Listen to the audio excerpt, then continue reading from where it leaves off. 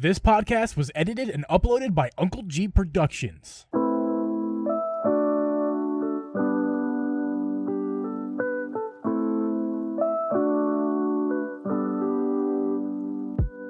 Hey guys, welcome everyone to episode 23 of the Drip Geeb Podcast. I'm your host, Uncle Geeb, and with me as host, Drip Media Gaming. We record this podcast live over on twitch.tv/Drip Media or twitch.tv/Uncle Geeb every Thursday, except for today, which is Monday. It's a Thanksgiving special. Every Thursday, 8 p.m. Eastern Standard Time. You can listen to our podcast on Apple, Spotify, Google, or anywhere you can find a podcast. You can also watch our video podcast over on youtube.com/Drip Geeb. And don't forget to subscribe and hit that like button over on YouTube. And don't forget to subscribe on your podcast app of choice. On today's episode, this is our Thanksgiving special. Merry Thankmas, everybody. It's a Thanksgiving special episode. We have a special guest to talk about what we are thankful for, and he is thankful for Pokemon. With that being said, Drip, how you doing, man? I'm doing good. I feel like I don't have much to report because we just did this. I don't know, 4 days ago, 3 days ago. Assuming I kept that intro, and yes, today is Monday the 22nd. We just recorded on November the Thursday. 18th. Yeah. So yes. I mean, not a lot has happened. I did not do anything this weekend. Didn't do anything. Well, before we get to what we're doing, I just want to go ahead and introduce right off the bat our special guest, who is here with us right now. Yeah, his name is a frozen chicken product, but we're not going to talk about that. His Twitch name is Bigoof, my dude. How are you doing, sir? Hey, good guys. Thanks for having me. I'm doing really good. Very good. Oh, I'm sorry. I'm sorry. I hope I didn't offend Mikey, who is also joining us this week. Oh yes, Mikey is also here. Don't forget about Mikey. Yeah. Mikey's the real star of the show. So yeah. But thank you for having us both. Appreciate absolutely. you having us on, and we're happy to be here. For those of you we appreciate you taking time to be with us. For those of you who can't see our podcast, Bigoof is using a mic and his googly eyes on it. His name is Mikey. Don't tell Mikey that he's not alive. Mikey is real, and you're hearing him right now. Yes. So yes, this week is gonna be we're talking about Pokemon this week. It's nothing. There's nothing really else to talk about. We just talked about a bunch of stuff on Thursday. It's Monday. We're gonna be off on Thursday, but we're uploading this on Thursday for you guys for the Thanksgiving special. But yeah, so because we did the podcast on Thursday, Friday Pokemon came out. And we didn't get to talk about it because, it didn't actually release when we were talking about it. It was the next day. So, also, yeah, I didn't buy it. So I would have talked about it anyway. Hence the reason we have a special guest. Not this side, that side. So we're going to frame this as, Drip, first off, didn't even buy the game. Not really too interested. He wants to be convinced. Me, I bought the game. You'll get my opinions in the second, but I'm not traditionally a Pokemon guy. I just, casually played a couple of the games, very seldom. And then we have our Pokemon fanatic over there, Pokemon expert, Bigoof, so we have three different interesting perspectives on Pokemon. So there's, if you're somebody who doesn't like the games, you're Drip, and you're going to be convinced. If someone like me, hold on now. It's not that you're putting words into my mouth. I never said that. Pokemon fans out there, I never said I didn't like the games. I mean, I have issues with some of them, but you just don't play them. I have played some of them. And did you enjoy your time? We'll get into that. It's a mixed bag. It is a mixed bag sometimes, though. Well, I mean, as is life. Well, I want to get into that, but first, let's just talk about our weeks real fast, even though our weeks haven't been a week. Our weekends. Let's ask Bigoof, because he's our guest. Bigoof. How was your week? How have you been since the last time you've been on our podcast? You are actually, technically speaking, our second returning guest. How you feeling, man? Dude, I've been I'm good, man. I'm super excited to be here. Started the Nuzlocke on the Twitch today, which it was a lot of fun. There was so much hype today, guys. So much support from a lot of the viewers and stuff. So, dude, to be honest, my birthday is this week. Thanksgiving's this week. There's a ton of stuff to look forward to. Birthday. I've been looking forward to it. Yes, thank you. But yeah, I've been looking forward to this week for months. After we, talked about having me on again. And so there's just, for me, I've been looking forward to this for a long time. And so I'm fantastic, man. Just happy to be here and happy to be streaming again and ready for birthday and holiday. So, hey, man, for sure. Drip, I know it's been not too long, but how you doing? Yeah, I didn't. I'm good. I didn't do anything this weekend. You know what I did this weekend? I tried to teach my children that I am not their maid. Woo! Hey, I tried all weekend to teach them that, and guess what? By the end of the weekend, I was still the maid. Still the maid. All of my kids. All of my kids are older than yours. I got news for you. They will never learn. And you know what? So listen, I did do something. So check this out. Yesterday, I had to go shoot this commercial building. Like I shot it as it was being built. So it was like, kind of like the pre-planning stage to try to get people to come in. Now it's built. All the rooms are done on the second 2 floors. And like, it's really nice. There's like really cool ceiling. Like it's really, really nice in there. But I got to go back and shoot it. And I had my mom come up here. And she just chilled with the kids while I went and shot real quick. It only takes like an hour to do these things. The house I'm not going to say it was like spotless when I left, but it was presentable. Wow. I come back and it looked like a hurricane had come through my entire house. I'm like, no. Oh, no. No. I was like, Mom, like, what were you, what, how? She's just like, okay, see ya. I'm like, thanks, Mom. Bye. Thanks. And I was like, guess what, kids? Now we're the clean team. We're about to clean this whole place.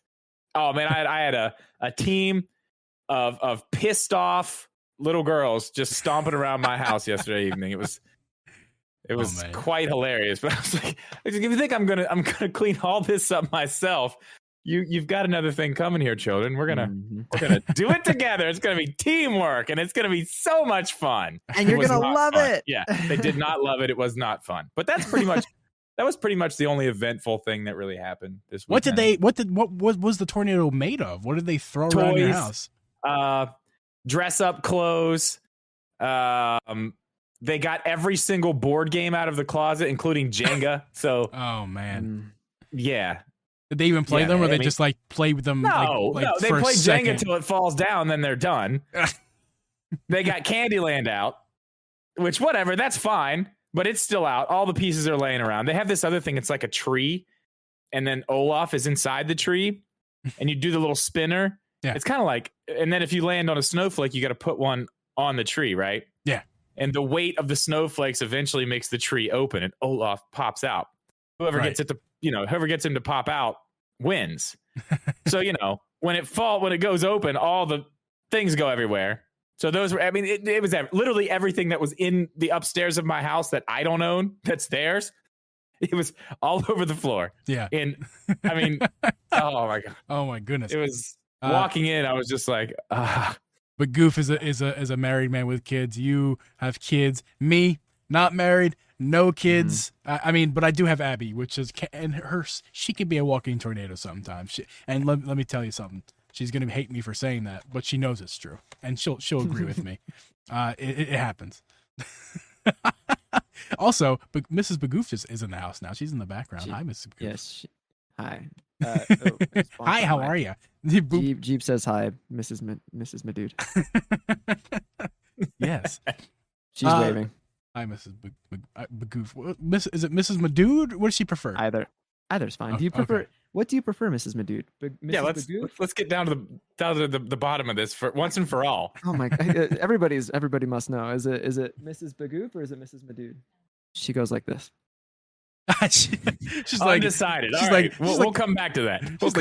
This is your weird name, not mine. I don't know. What do you want me to be called? Yeah, we'll come back to it. Give her some time to think about it. We put her on the spot. Yeah.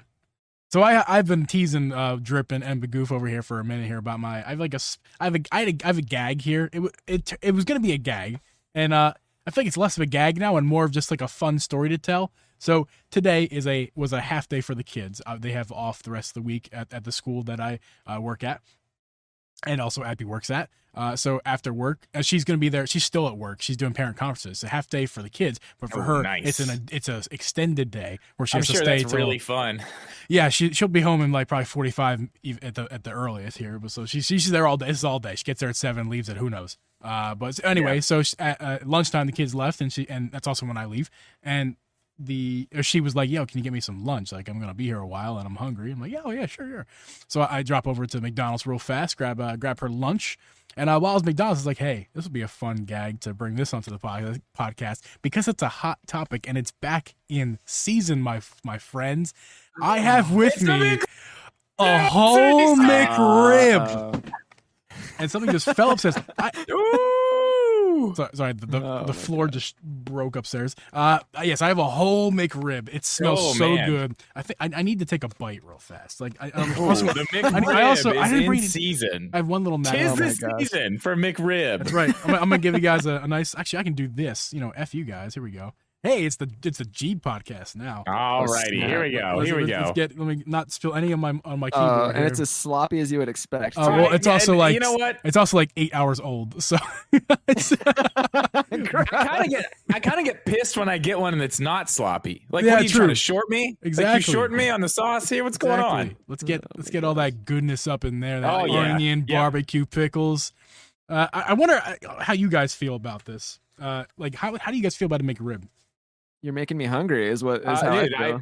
I don't know if you remember, but when I was doing the Food Supremacy channel with Sean, we did the McRib challenge to see if you can eat an entire McRib in under a minute. Oh, I sure did that tonight. That'd been fun. Yeah, I didn't. We tried it twice because guess what? The first time we did it, I forgot to hit record. And Sean actually did it. He actually did it. I was not even close. Not even close. But it wasn't recorded, so I just told everybody I did it, and Sean had a whole bunch of trouble. So yeah, so I'm full now. So I've had McRib like maybe once before, twice before. I've never been like interested in all that hype about the McRib. So I did get it. I got it once recently just to try it. Last time it was available, and it's all right. I thought it was actually pretty decent. I was like, this. It's not bad at all. I'm on Team McRib for sure, more than I am. I mean, it's mystery meat, man. It's fine. It's Yeah, it's kind of pork, kind of not. I don't know. Always in moderation. It's not about the pork. It's about I love onions. I could take a bite of an onion. Mm-hmm. Like, dude, I will dip an onion in mayonnaise and just eat it. Like, dude, ew.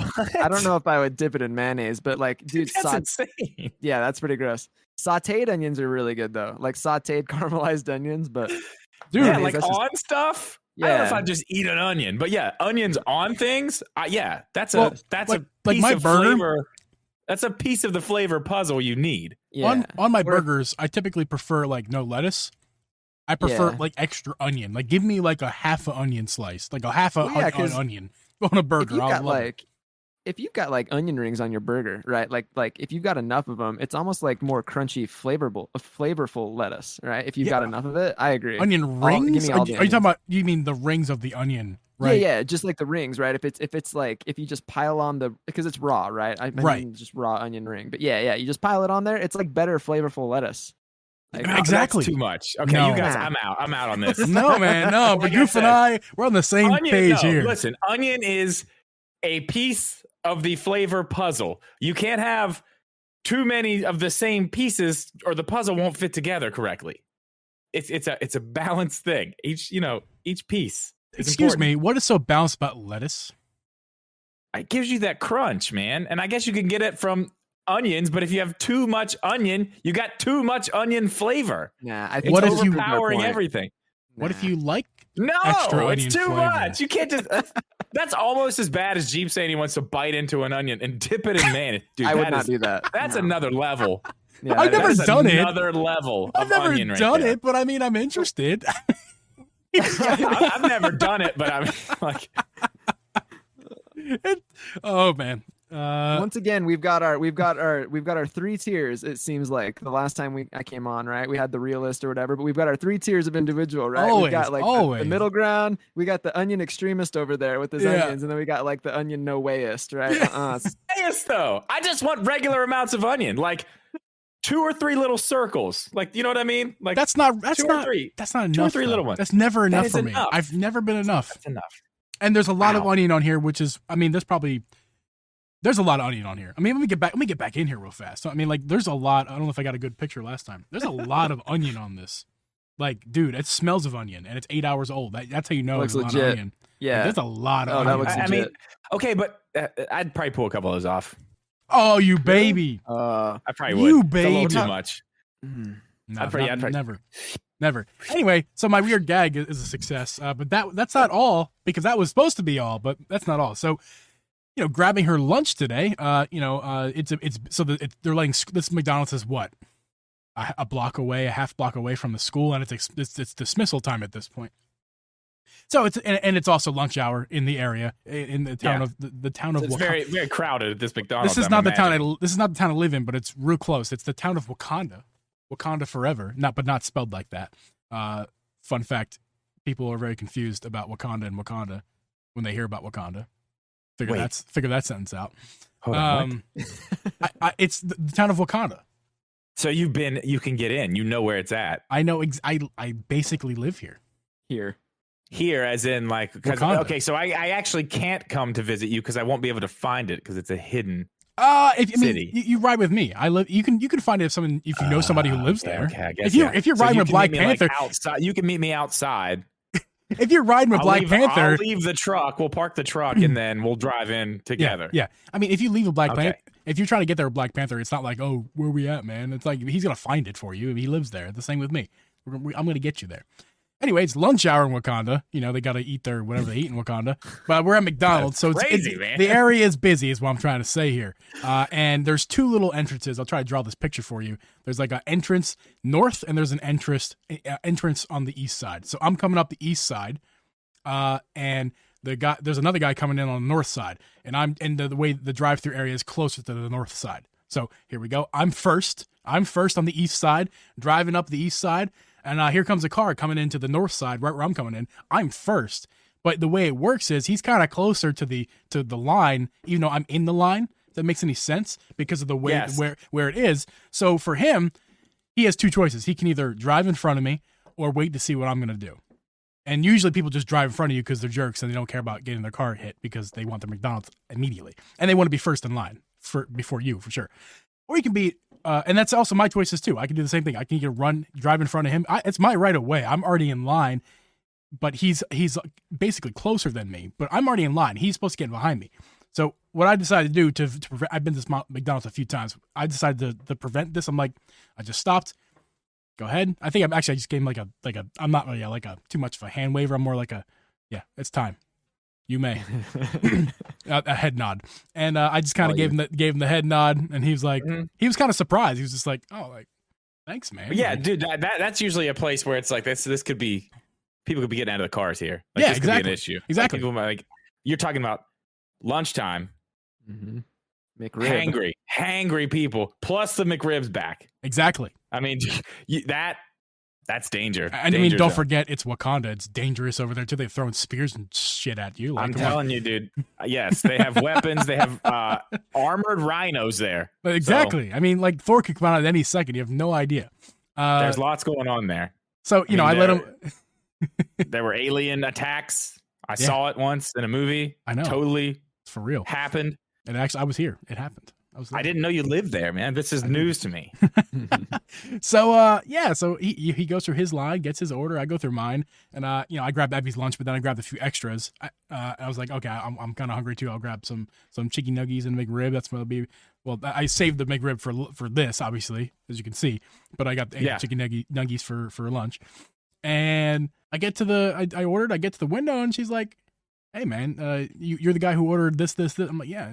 And I'm handing her my card, and she's not taking it. And I'm like, and then she's like, "Your meal was paid for by the gentleman in front of you. He said to have a blessed day." And I was like, I mean, I didn't actually do that. I was just kind of like I didn't want to leave. Faith in humanity restored. Yeah, man, great story. I'm glad you told that story. Yeah, it literally could have been you guys fist fighting out of hunger, but it actually ended up being him buying your meal as a gentlemanly gesture of kindness and gratitude. Exactly. Awesome. And I'm actually like pat myself in the back because like I pat him on the back as well. That's very generous. But like I refuse to be the guy who's like, I need to be first. And like people risk getting into little mini accidents for no reason for a sandwich. Like, can we just grow? It's a McRib. It's not a sandwich. It's a McRib. Really quick, Tiger System. Thank you for the raid. Appreciate it. Hey, thank you, Tiger. So can we all agree that the McRib is really what we need, right, in this world right now? It just unites all of us. That's it. Just the McRib. We just seen it. It was real. It happened to me, folks. Yeah. So that's my story, and I'm gonna continue to eat this McRib throughout the podcast. So I'm sorry, audio listeners, you have to listen to my mouth sounds. Speaking of consuming, you want to go? You want to say something? Yeah, I was gonna say what you were gonna say. It's time for the beer of the week. Yeah, sure is. Let's actually first let me just announce that again, once again this week we are doing beer of the this week. Is you, brother. Listener, Come on, you got this. Listener, there's a word that you got to give it a name. So you no, I did. I did. There's a word I'm missing. Listener submitted. Listener submission beer of the week. Listener selects beer of the week. So the Drip will have a beer of the week.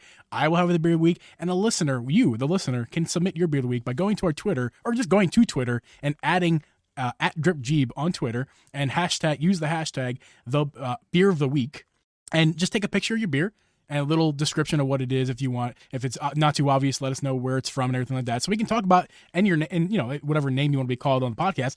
We'll shout you out. We'll talk about your beer. We'll pick our favorite one because if multiple of you guys do it, we have to choose. So we will pick our favorite one. Submit every week. Are we only picking one? Oh wow, that's high stakes. Well, as of this week, not too many people were exactly hot on the take there. So this week all we have is one this week. Only one person. So and I bet you can't guess who it is. Oh yes, he's already here. Our listener select beer of the week this week comes from our guest of the podcast, Bigoof Dude. Thank you so much for submitting your beer of the week. And in fact, you can show us right now. We don't have to read a tweet or anything. You just show us. What do you got? Yeah, sir? Dude. So lately, it's not actually a beer at all, guys. It's a hard seltzer. Oh, boo! Lately, no, I'm just kidding. I'm just kidding. It's actually my first. I recently started buying this because I got headaches from just the carbs, and I guess it's whatever carbs and the alcohol and stuff give me headaches nowadays. So I started picking this up, and it's delicious. So I've got two. I cheated and I kept a secret one from the tweet that I did for the beer of the week. So I've got two. So it's not this. Well, it's that one, and then I do have another one. So this is the one I tweeted. It's called Westwater from Uinta Brewery. Ooh. And this is the lime flavor. Uinta Brewery is a great little brewery. Well, they're not little, but they're out here in Salt Lake City. Fan-freaking-tastic. I love all of their beers other than their IPAs. But this one, it's so I'll crack it open here in a second, but I want to show you the other one, and it's another hard seltzer. These are both hard seltzers. Same brewery. It's Westwater, but this one's a raspberry flavor. And they it's almost like, I want to say it's almost like a sour. It's not quite as bitter. I'm going to crack this open. We'll have a little sippy sip here. All right. Give it a crack. Ooh. So let me have a first sip here.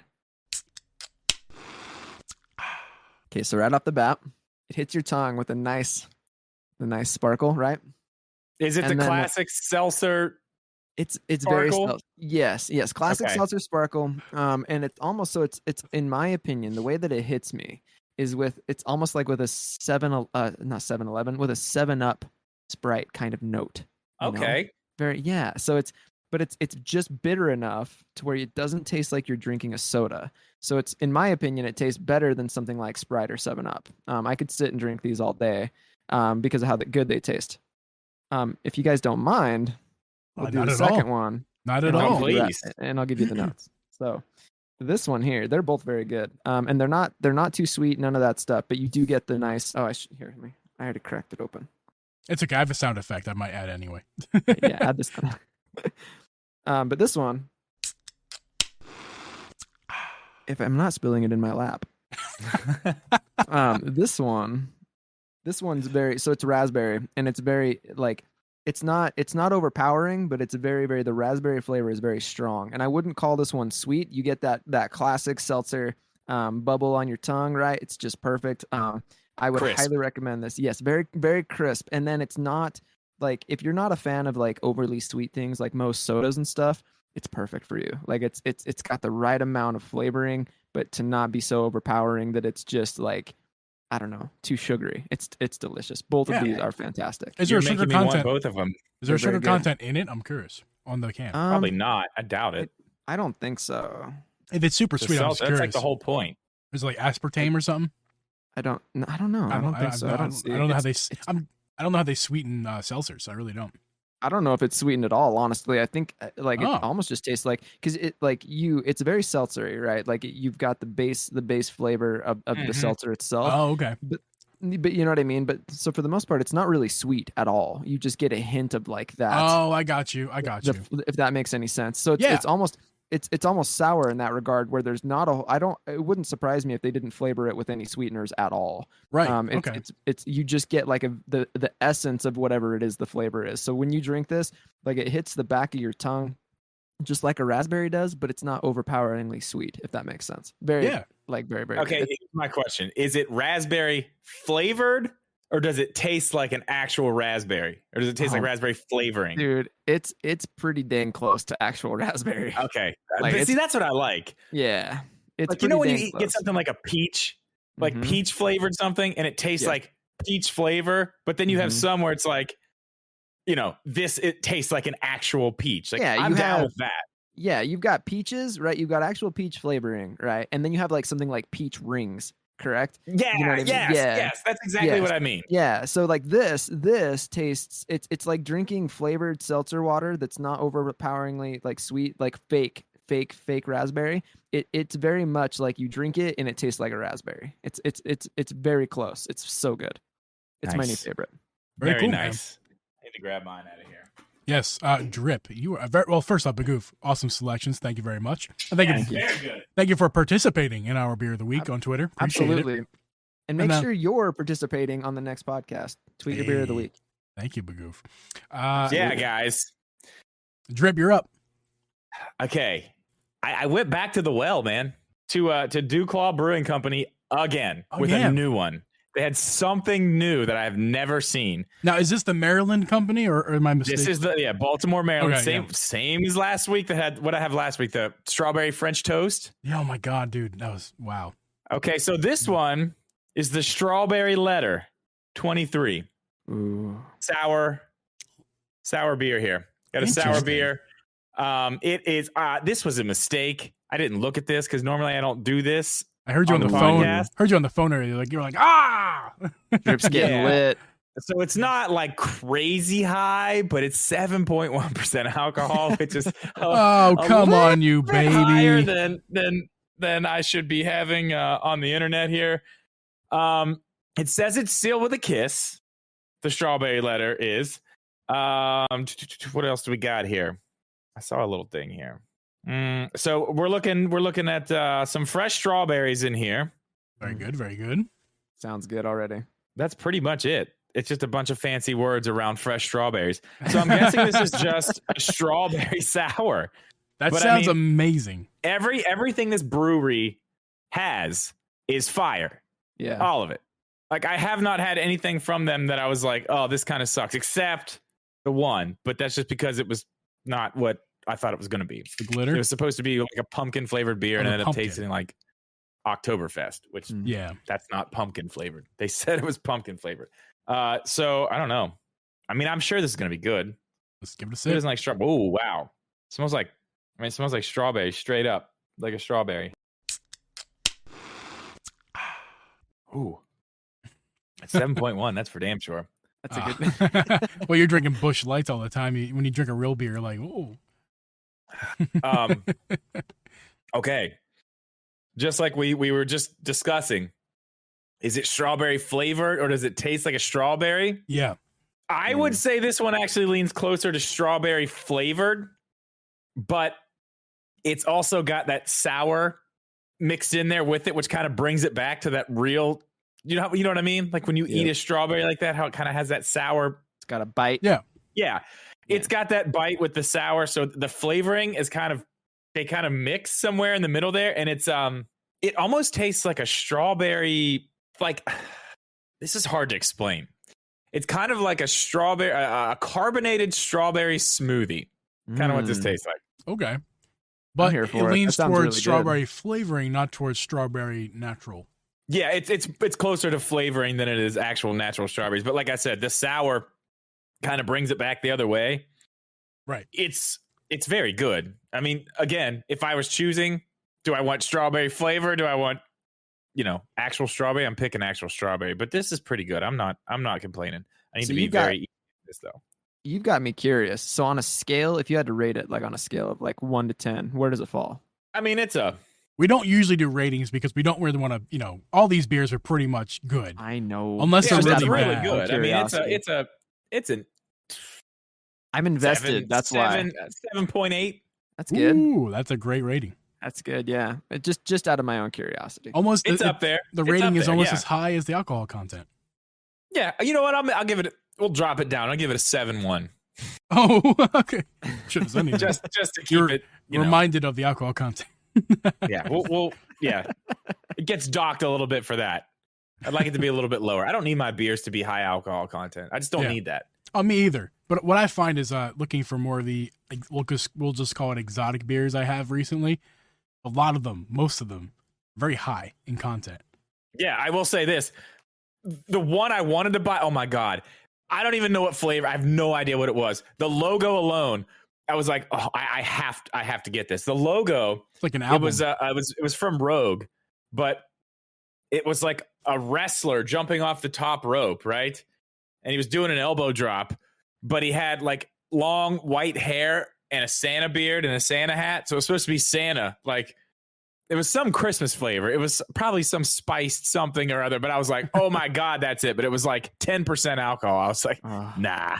And it was they were big cans. I was like, no, let's not do that. Let's not do that. It's kind of like looking for an album. Like the artwork kind of gets you and you're like, that's what draws you in. Then you kind of look farther and it's like, yeah, I need this. Yeah.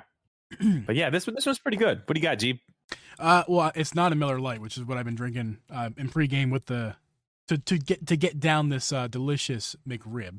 But what I have for you is a beer that I first had on my vacation out east. Speaking of which, and it's the beer that put me to. My brother gave it to me. It's the beer that put me to sleep. I know what it is. Do you remember? I had it. Okay. I'm excited for this. And I was super excited to find this beer at this store I was telling you about, like 30 minutes away from me. And then I text my brother, like, look, I'm going to be drinking all the beer of the week. I am drinking from the Humble Forager, I assume that's their name because that's the logo and the name, brewing company, Enchanted Island. My camera. Okay, wait, this isn't the one I had. Okay. I mean, there's lots of things to read. I want to read them. So it's an Imperial Tiki Sour Ale, pineapple passion fruit, Caracara orange, cherry, almond, molasses. All flavorings in this beer. Wow. And then there's a little thing in the back here. Inspired by, this is the Humble Forager Brewing Company. Inspired by Hawaiian Mai Tai cocktail, this sour ale is bursting with tropical fruit tones and held together with a touch of almond and sweetened with a black strap molasses. This spritzy sour ale is a cocktail in a can. Take it, and then their website back here. Yes, HumbleForagerBrewery.com is their website. So yeah, that was actually a description about the beer. So I'm glad I read that. Yeah. Let's get into it. I've had 3 of them already. This is the last one, so I don't have 2 of them. Although it's a good thing I don't have 2 of them because I'm not doing that again like I did on the last podcast. Was it the last podcast? The podcast before? I can't remember. Did you already? What was the alcohol content? It was on Thursday. I did not say it yet. On Thursday, I drank 2 of them. They were 8.2 or 3. It was high last week. This one is I forget, I just lost it, but it's 7 point something, maybe 7.0. It's up there. Yeah. Oh no, I'm sorry. It's 9. Ooh. It's 9. Somebody's going hard tonight. Okay, that's what I'm saying. One I'm is drinking fine. one of these. I'm one of these, and I'm going back to Bush. Like I'm not. Before the podcast, I chugged a water. I have another water, and this is a light beer. Come on, this is going to help get you less buzzed. Drank the Miller Lite, the McRib. Got the McRib in my stomach. Last week I was on an empty stomach, as well, no water, and had 2 of them. This week it's just one, not an empty stomach. Got plenty of water. You'll be all right. I'll be all right. So here we go. Enchanted Island.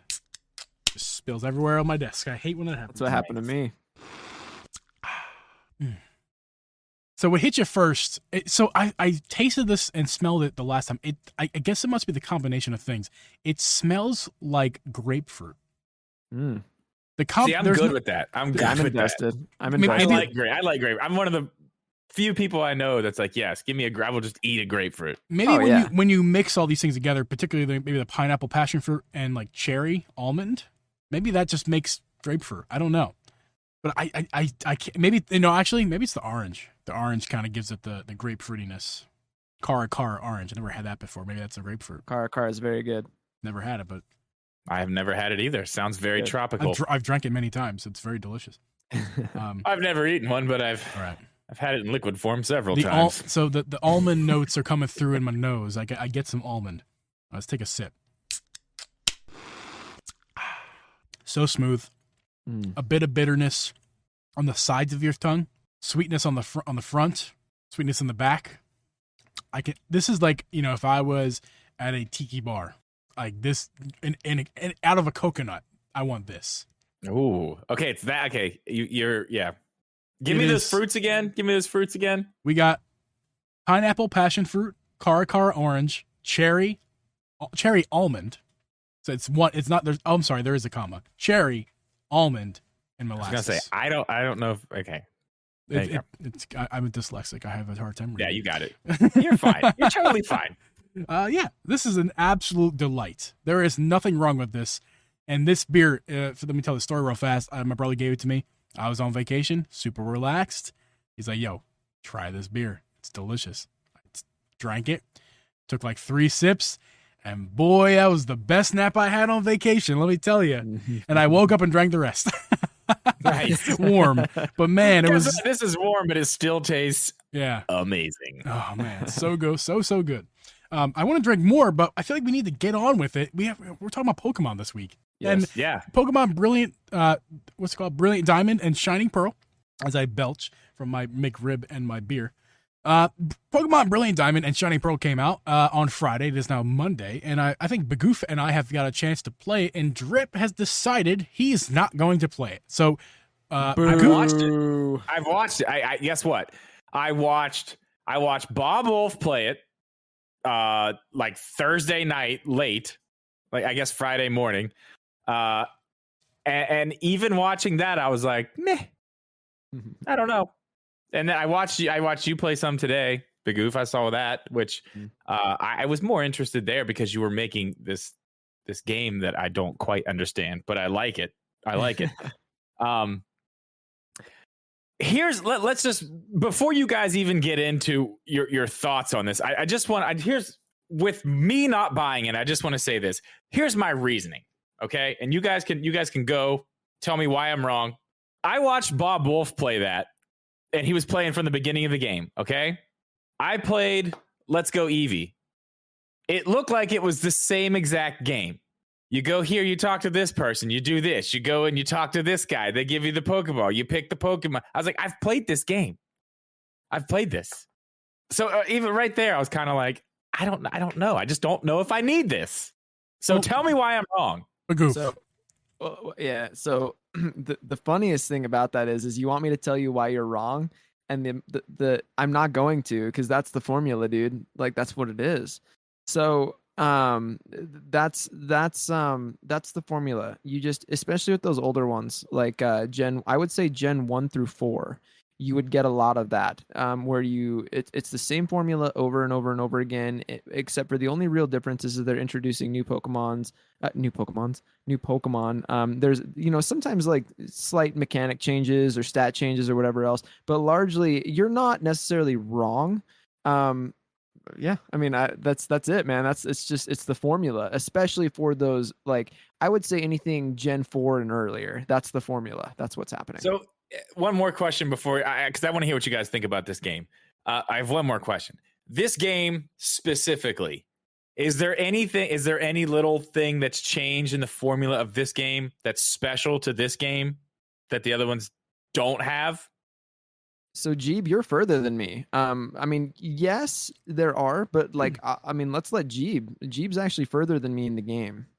I am further. I'm also less experienced in Pokemon and couldn't tell you exactly the formula of the games. From what I understand about Pokemon and how far I am, and basically just my knowledge of Pokemon, it seems like the formula is exactly the same to other games. I actually mentioned that to you. I mentioned it to Abby. I don't know if I mentioned it to you yet, Bigoof.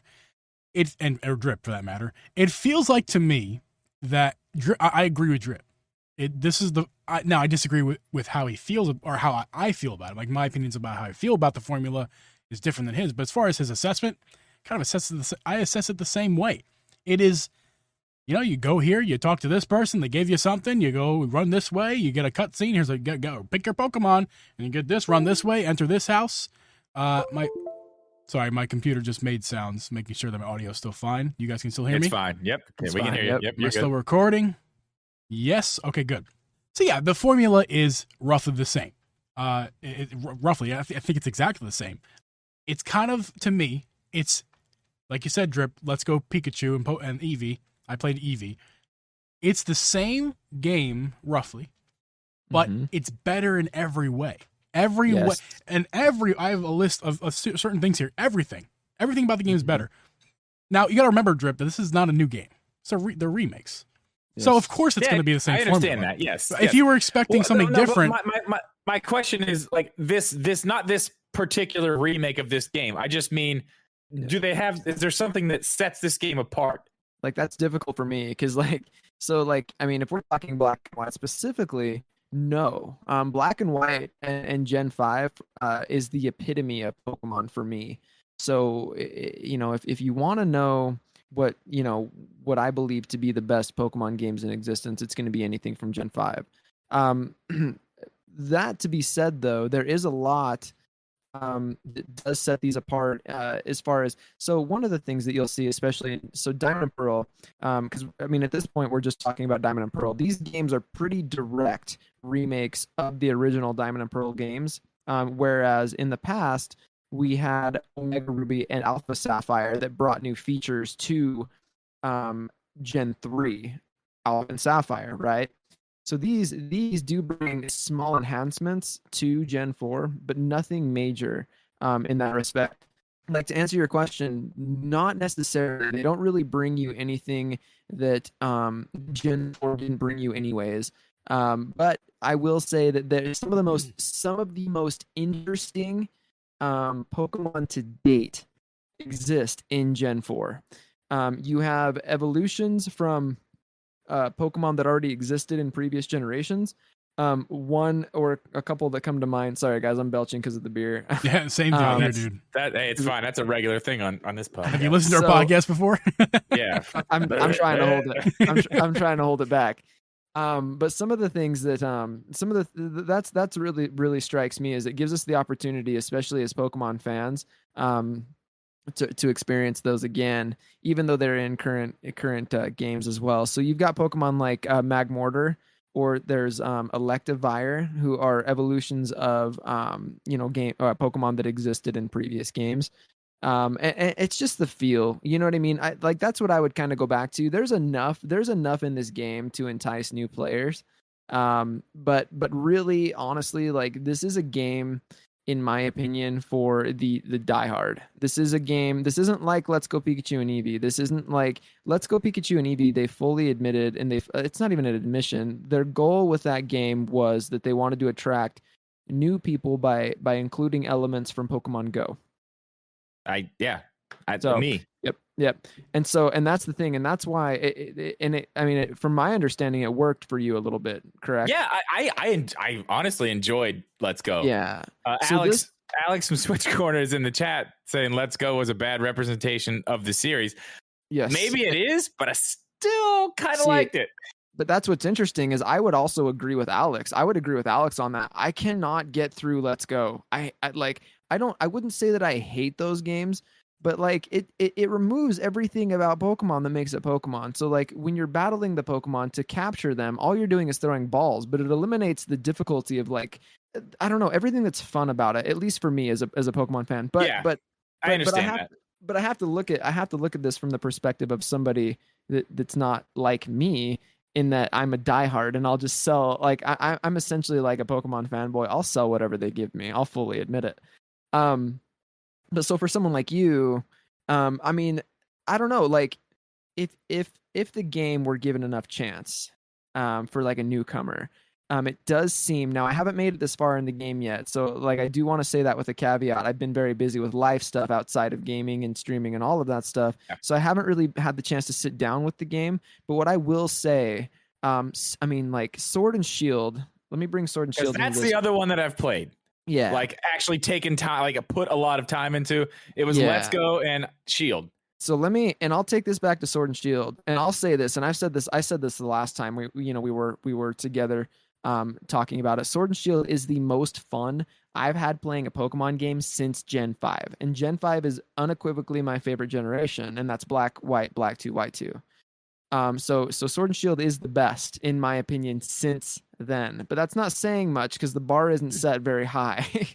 But where I'm going with that though is that there's a lot of fun things that are added, that are value added for casual players. You've got things like secret bases, which are more fun than you realize. Especially, I was talking to Geeb about this before we went live during the prep, where hey, we really should. Geeb and I are both playing this game, and we really should link up at some point to do some trading and some battling and that kind of thing, because that's ultimately what it's all about. It's all about those extra added things, the secret bases, the trading, the interacting with other people that really makes the game. So if you're playing it solo, I can do that because I'm a diehard, right? Yeah. But if you really want the full experience, you got to do the Bigoof thing when he was 11 years old with his friend around the corner that you would play Pokemon Blue with and a link cable and go trade and do all the interactive stuff. Make sure to do it during the daytime or else you couldn't see what you're doing.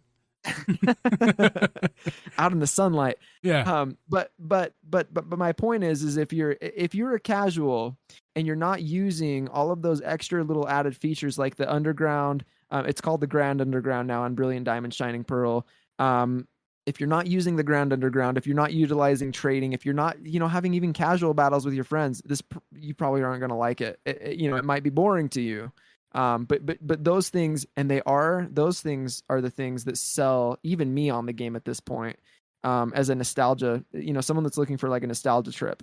Those are the things that I want to do playing this game, because it really does take me back to those days, just trading with the homies and doing the thing, man. That's what Pokemon's all about. So before we get too far further, I want to go backwards a little bit and talk about because for me, I haven't played many Pokemon games. I mean, when I was a little kid, I played a little bit. I've watched the TV shows. That's where my love for Pokemon comes. It's from the TV shows. Catch 'em all, Pokemon. Yeah. I'm not a Pokemon fan in terms of games. I'm a Pokemon fan in terms of Pokemon, the brand. Yes. And the games have never interested me that much until of late. The first game I bought legitimately was Let's Go Eevee. I do have, I think, blue and yellow or something like that on the 3DS Virtual Console. I had some fun. I didn't get more than 5 hours in. But with Let's Go Eevee, I played about 10 hours of that game, and I enjoyed it. But it for me, it had it had problems. That's why I didn't get much further than 10 hours. I'm not a diehard like you, Bigoof, in terms of the games, but we agree on something that I didn't like the fact that you had to. First off, only Joy-Cons. Agree. I played it handheld the entire time because of that. Me too. I'm not doing that. I streamed a little bit. I streamed a little bit on Twitch, and the reason I did not continue to stream because I'm like, I'm not playing with Joy-Cons. They're not comfortable. Yeah, you have to. That game is only, in my opinion, and like, I mean, like someone in the chat might get mad at me for saying this, but that game is only playable and enjoyable if you're playing in handheld. Yes. If you're playing, I 1,000% agree with that. And if you're playing any other, go ahead. Sorry. I'm sorry, but like, let me just say, like, playing in handheld, it was fun. I enjoyed it still. I mean, I'm not complaining too much. And I thought it was like my Game Boy. I was making fun of me. I'm in the car as a passenger. I'm playing on the Switch, and I did it like for a long time. And she's like, and like I was bringing it places where I knew she was driving, and I bring my Switch with me, and I was playing Pokemon, and she's like laughing at me. I'm like, listen, this is bringing me back. Like, it's like my Game Boy again. It's great. Like, I had a lot of fun. Point. Yeah. That's what I'm getting at. So that's what I'm getting at. If you were a freak like me at that age, I was a Pokemon fanatic at that age, and I still am, guys. Pokemon's my jam. But that's my entire point, is they've run into this thing with the Switch now, I guess, and I'm not like a smart analyst or whatever, right? But like the way I look at it is they've tried to consoleize a game that was optimized for portability, and so when you do that, it doesn't work as well. And I think that's the issue they ran into with Sword and Shield. Like, I love Sword and Shield, and I think they're fantastic, but I'm not going to sit here and say they're not full of problems also, because they're obvious. And the thing about it is they've they've run into this thing where the Nintendo's hardware has put Game Freak in this position of trying to develop a game that was more optimized for portable play, and trying to figure out how to consoleize it. And they even talk about that kind of thing in articles, like, how do we make this game big, and how do we make this game better, and how do we make it like, how do we optimize it for people playing on their TVs? And that's where they came up with the idea for the giant Pokemon and all that kind of stuff. But this conversation isn't about, necessarily other games. It's about BDSP. But the real thing is the beauty in BDSP is it's literally the same experience on your TV that it is playing it in handheld. It's not some split experience playing it like Pokemon, like Let's Go Pikachu and Eevee was, where if you play it in docked mode, you have to play the Joy-Cons. You get the same experience either way. And I think, in my opinion, so far it's Pokemon. It's classic Pokemon done right. Because it's the same experience either way. No, there's no gimmick. You're just playing the game. Besides the Joy-Con thing, I think the games are the games. Let's Go Eevee, Pikachu, and BDSP. They're very, very similar. But what they did right was get rid of that whole, like, we need to shake your Joy-Con and toss it. But before Drip, but like also things that bothered me about Let's Go Pikachu and Eevee was they're kind of like things that maybe Bigoof wouldn't even think twice about, but someone like me, it's like, who's not a big fan, it's like, this is dumb. Let's just, for example, in Pokemon games, you have to fight people that you walk by. That's like typical Pokemon. It's typical games how they work. You get in their line of sight, and the bum. I remember trying to just walk as wide as I could. Like, no, you're not gonna see me. Damn it! Exactly. And that's exactly where I'm going. Drip is that I would try to do that like a dummy, try to go all like, and they're still in their line of sight, but I'm super far away. Like, there's no way they're gonna see me. No way. And they'd see me and I'd wait like 8 seconds for this mother effer to walk up to me. And you gotta wait from the turn. It's like, this is so stupid. And I'm gonna walk through 18 of these people like this. And it's like frustrating. And it like Animal Crossing level frustrating of nonsense, of like time consuming nonsense. Like, what is this? Why is this?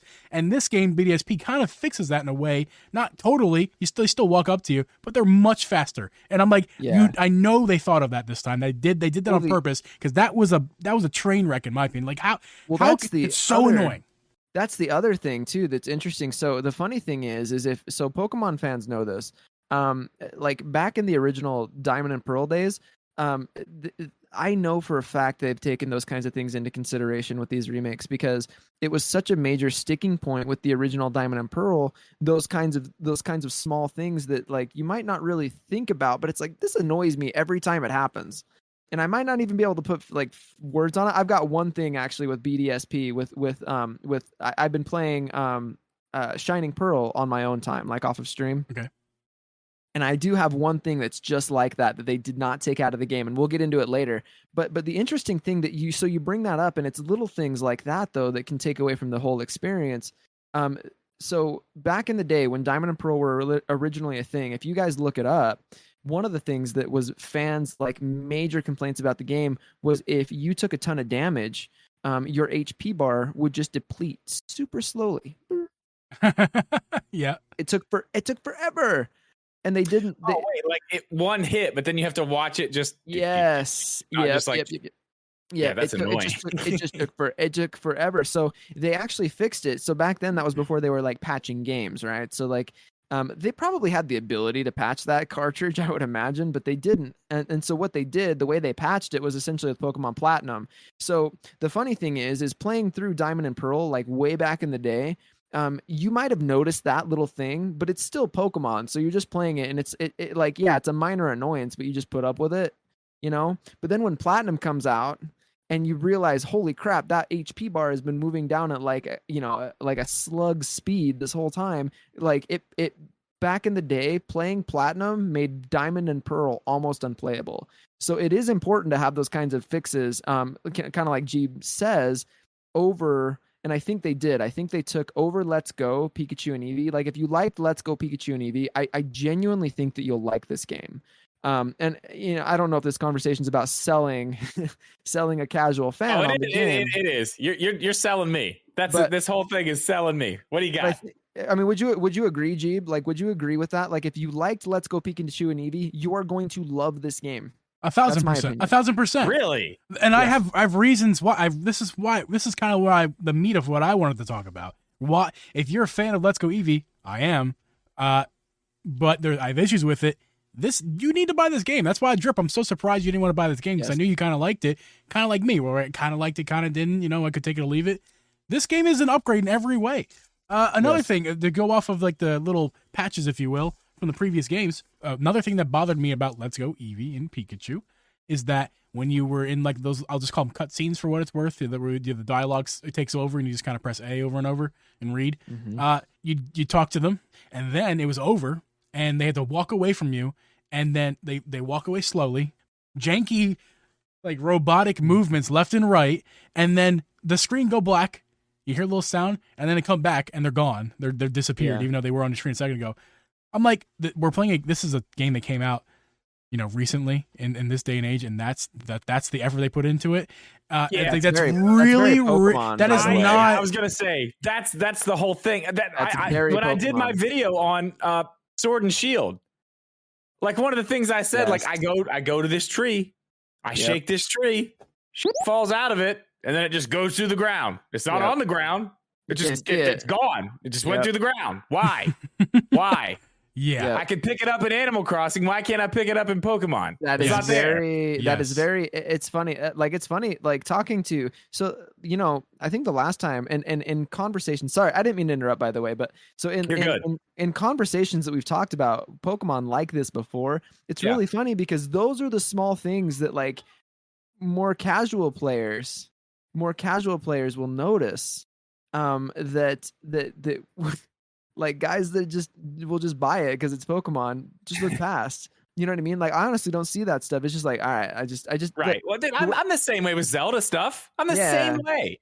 Like, I could, if I really looked hard at a Zelda game, I could be like, that's Uncle Geeb Productions. Yeah. That's absolute Uncle Geeb Productions. If I wanted to, but I've got my Zelda glasses on, just like you've got your Pokemon glasses on. Yeah, that's right. And the funny thing is like those kinds of things. So the berries specifically, you bring those kinds of things up, but it's those things, like that's one example of many that you could give, I'm sure, right?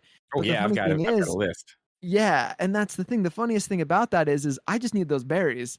Because you know what I mean? I don't care about I don't care how I get them. I just need them. I just need the berries, dude. Yeah, and so that's what's so funny is like I might need a citrus berry for my Corviknight on my competitive team or whatever else. I want to go pick them up. I saw them fall out of that tree. I need to go pick them up as well. Let me pick them up. Yep. And I think that's fair. And the funniest thing about that is honestly, if like you had a Nintendo representative listening into this conversation right now, that would be one of the best things that they could do in order to get new players playing, because those things, it's funny, while it's not important to me, they've already got my money. I'll buy whatever they put out there. But in order to reach out to a new market, they have to do these things, and it's something they've struggled with. But so while it's not something that I need, it is funny to talk to more casual players to see what it is that they would want, because it's like, dude, it's so simple too. It's not a hard thing to implement. Not at all. These are not hard things to do. Well, and listen, really quickly. Yeah. On the same subject, I have a question for both of you.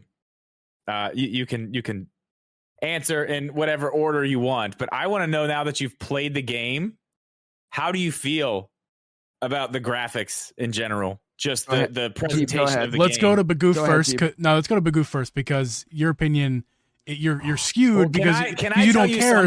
You don't care as much. So yeah, I want to say one thing that I noticed, and I want to say again. I was sitting right here watching on this monitor, which is a good monitor. It's a great monitor. I was also watching somebody play it on stream.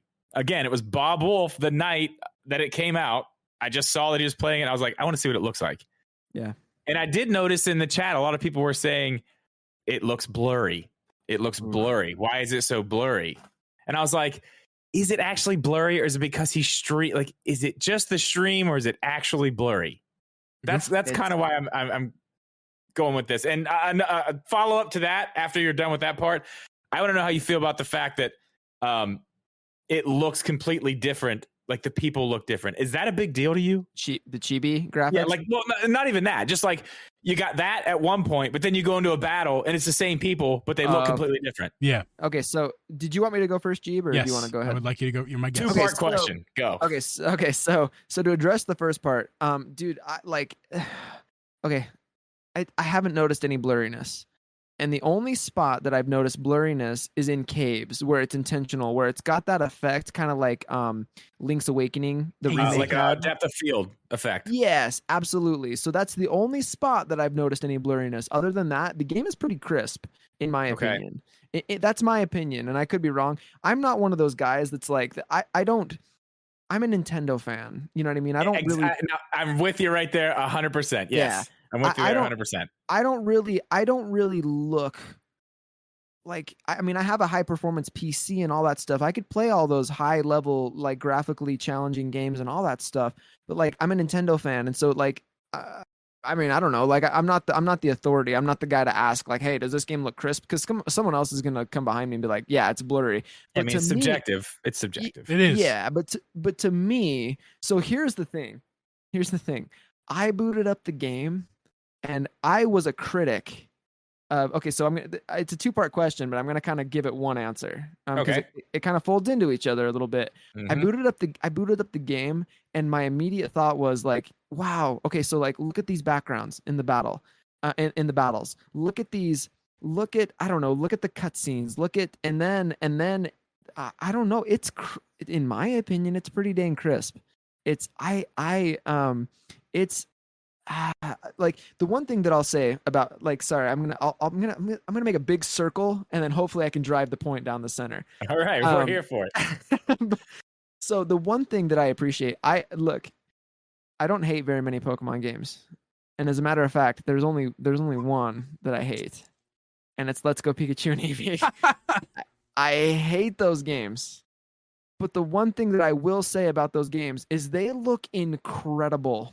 The graphics, like in the battles, the textures are fantastic.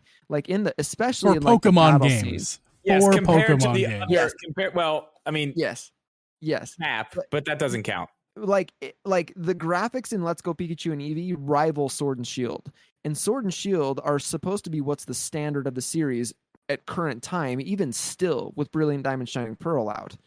And so I would say that, in my opinion, Let's Go Pikachu and Eevee are better looking games with the textures and the graphics and all of that stuff.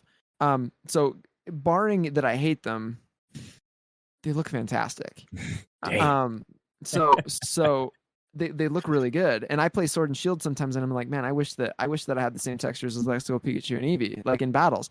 So that's what I will say. So circling back to Brilliant Diamond Shining Pearl. Brilliant Diamond Shining Pearl gives me that same feeling. They look there's like a day-night cycle in the game, and so if you're in a battle, you've got this background, right? So like you can see the sunset, you can see I don't know, it's just in my opinion, it's freaking beautiful. Like was the day-night cycle in the original game? Yes. Okay. Yes, it was. Sorry, go ahead. No, you're good. No, it's fine. So, but I love it. Like I love it. I think it's crisp. I think it's good. It gives. I don't think this was intentional to make it look like Let's Go I'm sorry. I don't think it was intentional to make it have like a similar feel to like Link's Awakening, the remake on the Switch, where it has that claymation feel. But that chibi art style, when you're in the overworld, kind of gives me the same feeling, even though I don't think that was the intent. I opened up the game, guys, and not initially a fan of the chibi art style. I fell in love instantly, and I'm not even that. That's cool. Yes, instantly, I fell in love. I'm like, this game. I'm not even that far. I haven't had time to play it, to be completely honest. Like I said earlier, the most I played this game was on stream today, and then like an hour or two on my own time playing the other game, Shining Pearl. And I'm not even to the first gym yet. And dude, I'm bought and sold, man. Like I love it. Like it's everything I wanted in a remake, because it's just enough. Like they did just enough to improve it. And I do have one major criticism. It's just enough to improve the look and the aesthetic and all of that, while still maintaining the nostalgia. And for me, That's what I want, man. And then it's obviously running off of the same engine as Let's Go Pikachu and Eevee, right? It's the same freaking thing. Did Game Freak do this game? No, it's ILCA. ILCA is the company. Okay. They're separating, from my understanding, they're separating the two studios now, where Game Freak used to do both the remakes and the core series games. Now they're taking them and separating them. And so I think that's a fantastic idea. Yes, agreed. Because then they can then Game Freak, the game developer of the core series games, the ones that I'm a big fan of, like Sword and Shield, Black and White, all that stuff, right? They can take more time and put more effort into the core series while you've got your remakes being made over here. But I agree with you. So yes, this is developed by a different development studio. It's I don't know if it's ILCA or ILCA. They pronounced it ILCA before, but it's spelled ILCA. But either way, sorry guys, I'm ranting. But no, you're good. That's why you're here. That is why you're here. Rant away. I was initially skeptical of the chibi art style.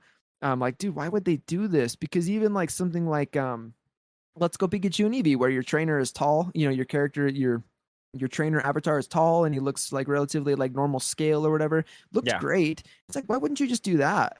And I mean, I would still say, why wouldn't you just do that? Like, why did you do the chibi art style? And I think the simple answer to that is probably it was an easier copy paste. You know what I mean? But it works and it looks good. Like I'm having it's also, I mean, it's kind of a trendy style right now. Like, kids, I watch my kids watching the Disney Channel, and there's like that art style has there's like separate little shorts, and there's this thing like that art style has taken over. Yeah, like they make the same stuff that they have already, but they just do it in this art style. And I'm like, why? But my kids watch it, they eat it up, they love it. And let's be honest, right? So like, let's be honest. Pokemon's a kid's game, guys. So who are they? And then if they want to get new people, the Pokemon company, Game Freak, and ILCA know that they've already got my dollar, right? They've already got me. Like I'll just give it, just give me more Pokemon. I'll take all of it. But what they're really probably trying to do, I would imagine, with this game, is reach out to the market that you just talked about, Drip, where it's like that's the style right now. Yeah, that's the and it's a kid's game. It is a kid's game. But it's if you get into the meta after we've talked about this, like the post game, it's very complex. It's very complex. But if you want to get, I think what they're trying to do is keep the core series games alive.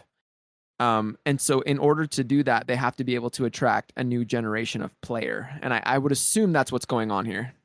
I want to echo everything you said. First off, Drip, what was your question that you wanted me to answer? The question was, how do you feel about the art style? Question one. Part two of that question is, how do you feel about the fact that they look different in battle scenes than they look in the overworld? Part two. I'll just get it out of the way real quick. Doesn't matter to me at all. It doesn't. It's weird. It's weird. It's weird at first. Me, but like, there's just something about it. I'm like, it's weird. It's weird at first. Can I say one more thing? Because I told you guys you'd have to stop me if I ranted because I have a habit of ranting. So I admittedly forgot what the question was because I got ranting too much. But so to answer your second question, if you're a traditional JRPG player, that's very typical. And okay, and I'm not. So that's So if you're a traditional JRPG player, that's pretty typical, and it won't bother you a whole ton. Yeah. So it's not a big deal because you like in a JRPG, you separate the overworld from like the battle sequences. And so for a JRPG player, no, that's not. So to answer that question, I don't care about it. It's not a big deal. So sorry, Geeb, I didn't mean to interrupt you. Yeah. Second question. I wish they didn't. I wish they didn't do that because it to me doesn't make any sense why they would do that. But with that being said, it doesn't matter to me. There's other things I like about the game that get me past that. And as far as the first part of the question, I totally kind of agree for the most part. You did say a lot, Bigoof, so I can't exactly say 100%. I agree with what you said because there's a lot I don't remember. But pretty much we're on the same page here. Like, is what your answer? I want to echo it, but I want to highlight something that was said earlier. Drip just kind of said it. He said graphic or the way that the game looks is subjective, which is absolutely true. What's not subjective though is resolution. And this game's that is what it is. Yeah. What is, I think, you and Bigoof Bigoof said that, like, it's kind of like that like Link's Awakening art style where it the depth of field, that there's some people may be mistaking depth of field for blurriness. That is depth of field. But why it's a question, why it's harder to notice is because the resolution, I'm not sure what it is. I'm hoping it on dock, I'm sure it's the same as TV because it's the same game. But like, I'm pretty sure it's 720. It's not 1080. It's not 1080.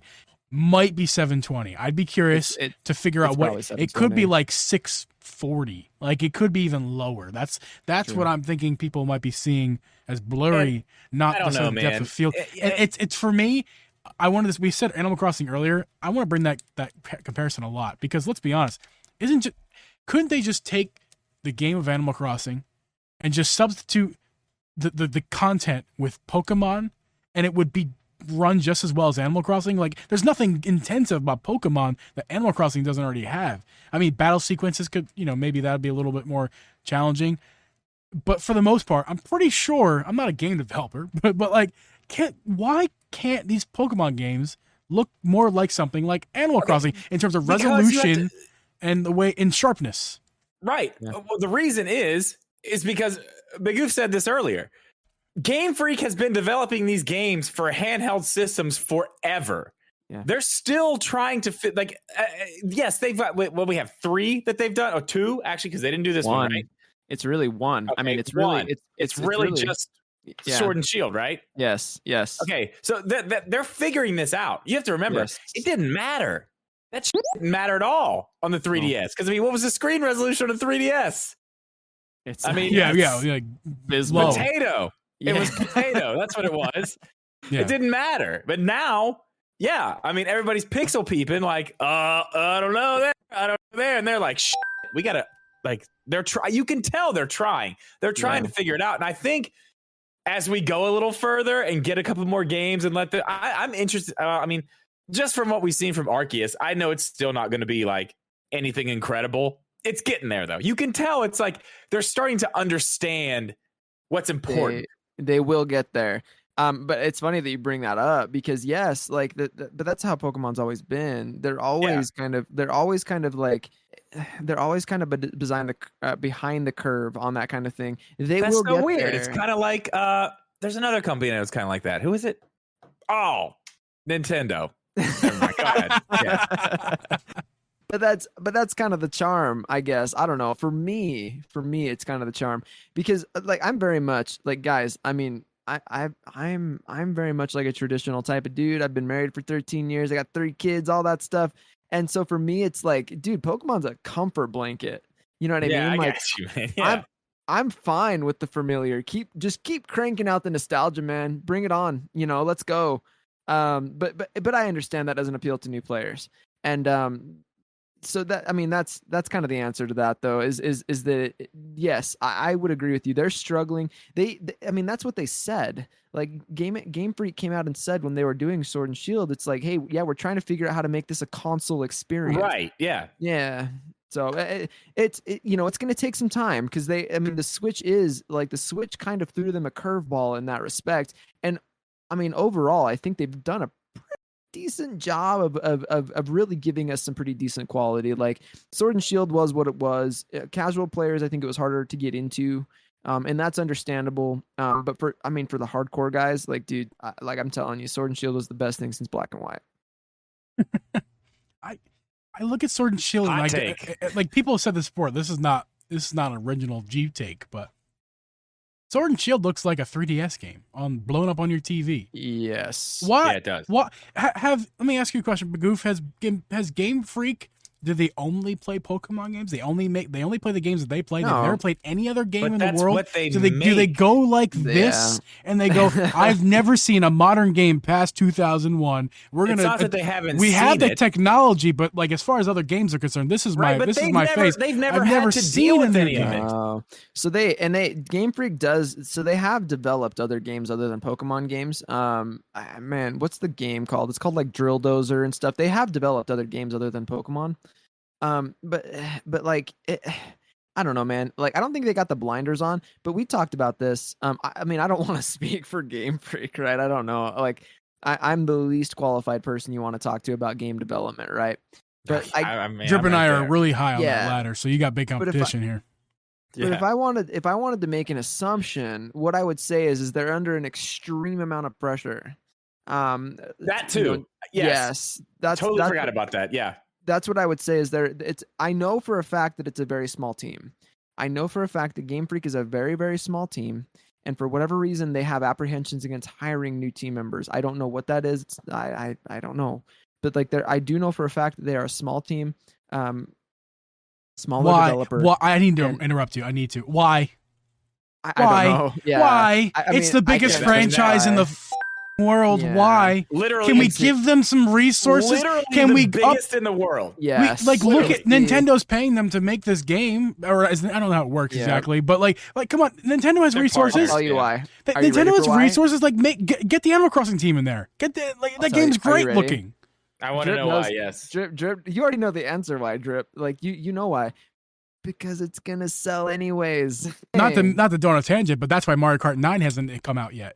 Because God, stop it. But listen, dude. I'm not talking about Mario Kart 9. It's the same thing. It's gonna sell, just like Mario Kart 8 is gonna continue to sell. Once it stops selling so freaking well, because it's still selling so. It's like it just came out yesterday. Still, until it dies down, then we'll think about another game. Willy Wonka in the chat asks a very very good question. That actually is exactly what we're talking about. Should Pikachu be in Mario Kart? Yes. What? The answer is yes. My God! Why have I never thought of that? The answer is 1,000% yes. And when like the lightning, honestly, when they get the lightning strike that makes everyone small, it doesn't affect him. He's fine. Pikachu's fine, but also Pika. So here's the thing. And everyone goes small. That'd be great, man. So here's the thing. Or makes him go faster. Or that too.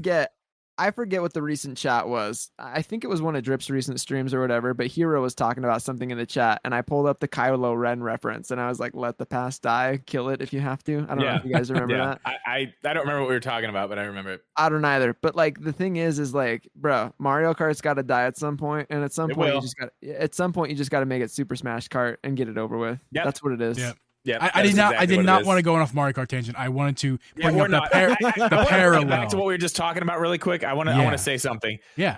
Another thing that Bigoof just reminded me of, a lot of the reason that these games don't look extremely polished and great when they come out is because this is a piece of the Pokemon Company puzzle.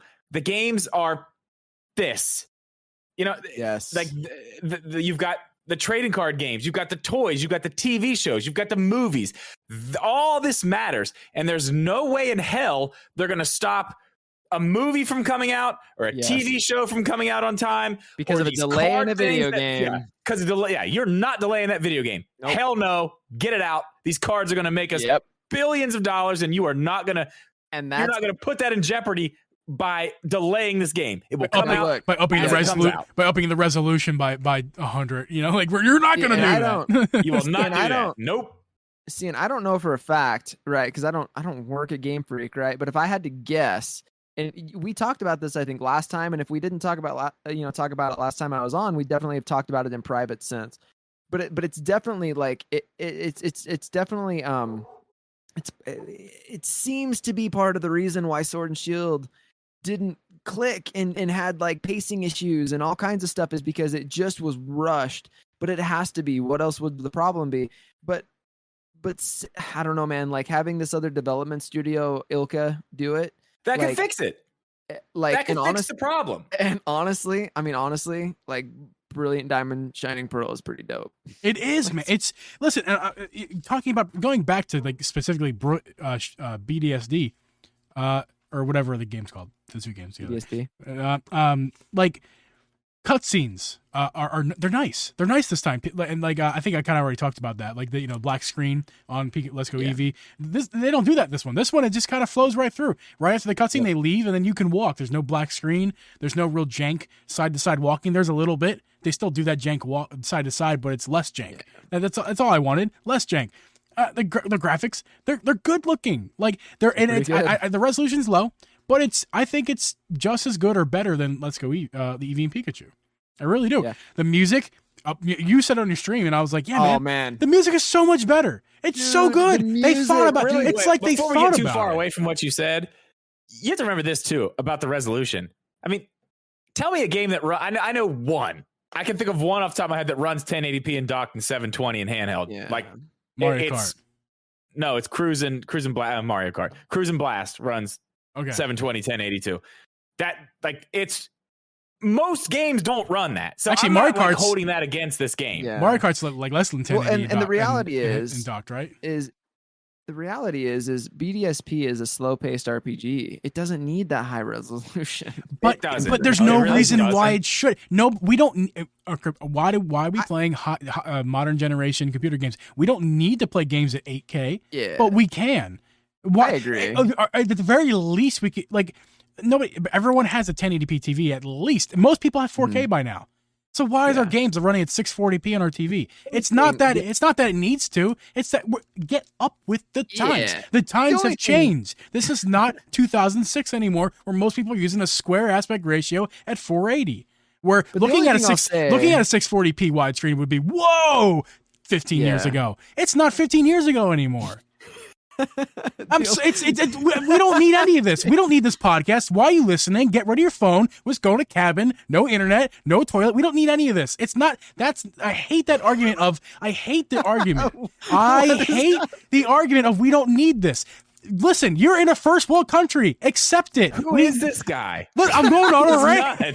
This is a first world. He's out of his mind. This is a first world country. It's okay. We don't need it. You don't need to be 10. It's fine. Just be happy. Listen, but we can have it. We can have it. If we just do it, we can have it. Just do it. He's not wrong. He's not wrong. I am paying for it. I go to work and I paid $100. I dropped $100 on these two games. Make sure that those edges are fucking spotless. Yeah. Make sure 1080. There is no excuse. You're getting my money. I could pay $60 for a game and I get 8K graphics if I have the right computer. I have a Switch. Give me the right graphics. I don't care. You make $1 bajillion. You make $1 bajillion. Get more people on your game to make it better. I'm done. I'm not going to disagree at all. Like, I don't disagree with you. Slightly, but go ahead. Well, I mean, like, I don't like. I mean, the question is right. You guys are making just millions. Like, you're making money hand over fist. Like, there's kind of no excuse for like why. How can we not have a little bit more invested into the quality of these games? But the other question that I would ask, because it seems like that Geeb and I are kind of on the same page with Brilliant Diamond Shining Pearl. The next question that I would ask is it necessary? Because we're still digging it, right? We're still we're you gonna make me blow up again? I'll blow up again if you want. Oh my god! Did you hear what I blew up about? Like of course we don't need it. We're enjoying it still. I get it.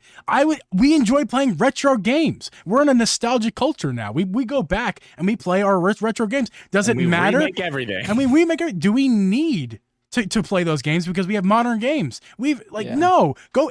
Brilliant Diamond, Shining Pearl are remakes. Go play the original Game Boy game if you don't give a shit about modern graphics. This is modern graphics. But they didn't give it to us. I blew up a lot. But make it perfectly clear that I like this game a lot, and you should all buy it. You should buy it. Maybe make that very clear. I'm just stating the point that nobody likes to talk about. Listen, we deserve it. Like it's our money, and we're giving it to you, and you're not putting all the effort in. Okay. Put the effort in. I will say, yes, you're right, but you also have to keep in mind. And let me come all the way back around on this. We're talking about the Switch. We're not talking about 8K graphics on a computer. But it runs 1080, doesn't it? PS5. It does run 1080. We're not talking about Xbox Series X. We're talking about the 1080. Switch. It runs now, at the same time, I will also say there's no way this game is taxing on the Switch. No, in any way. I would say at worst, it could have been done. At worst, it's Animal Crossing level at worst. Let me give an example. Right, I should say at best. And I'm pretty sure you guys have all played this game, so I'm pretty sure this will be a good example. Luigi's Mansion 3. Mm-hmm. That game looks great, ridiculously good. on the Switch. Ridiculously good. That should be HDR for no reason. That should be HDR on the Switch, even though the Switch doesn't do HDR. It's nuts how good that game looks. Good. There's a lot more going on in that. Every single thing in the room moves. You start vacuuming, you start moving stuff, everything. There's so much going on everywhere, yet it still looks incredible. It looks incredible. There's a lot more going on there in every single room than there is in this game. So it can be done. I agree with you there. Yes. But again, at the same time, deadlines, they're not delaying these games. They will not delay these games. They will not. The other thing if too, it's there, it's there. If it's not, it's not. The other thing too is like, I mean, like obviously, so like they picked November, right? They picked November for a reason, right? So like you are absolutely right. Exactly. Yes, it's there for the holidays. They're not missing the holiday season. You think that Pokemon game is not coming out right for Christmas? Because everybody's, no. I know, because everybody's. That's the thing. Like, I mean, but the thing is like, especially for fans like me, especially for big Pokemon fans like me, like Pokemon is almost what's the word I'm looking for? It's synonymous with the holiday and like my birthday season. Yeah. Gold and Silver came out around the same time back in the day, guys. Like I mowed lawns and bought Gold and Silver back in the day and bought it around my birthday. You know what I'm saying? Like, and so for people, that's how they've got me hook, line, and sinker. I'll buy whatever they bring out. But yes, you're absolutely right. When it comes to those kinds of deadlines, there's an absolute reason why they launched those around November. And yeah, you are not delaying that for anything. And no. I think at this point, we've kind of come to the point in the conversation. Like I think Geeb and I, now I'm not trying to direct this, but Geeb and I have given it pretty much glowing reviews. It's fantastic. Yeah. You should I think you should buy it. I'm giving you a review, a positive review. It's great. It's great. I'll tell you what's the most interesting thing you guys have said that sways me to buy it is the fact that I did like Let's Go Eevee, and you guys are like, if you like that, you'll love this. Of course. Like no doubt. That to me is like, okay. But I played Sword and Shield, and I was like, yeah, at first I was like, this is cool. And then I was like, this story, like none of this is, I am not into any of this. Like I'm done. It might get old. It might get old. And let me take over Bigoof for a second, because I think this is where Drip and I kind of fall together, you know, in our opinions. Like Drip, you're probably going to get bored. You're probably going to get 10 hours in. Hopefully you make it that long, and you might get bored. I'm 5 hours in, and I'm not nearly as into it as I was in the first hour. And as we get to hour 10, I'm sure I'll be a lot less into it than I was in hour 5. And like, that's just the way it is with these Pokemon games for me. And I'm thinking you as well. So, okay. And you know what I found out today?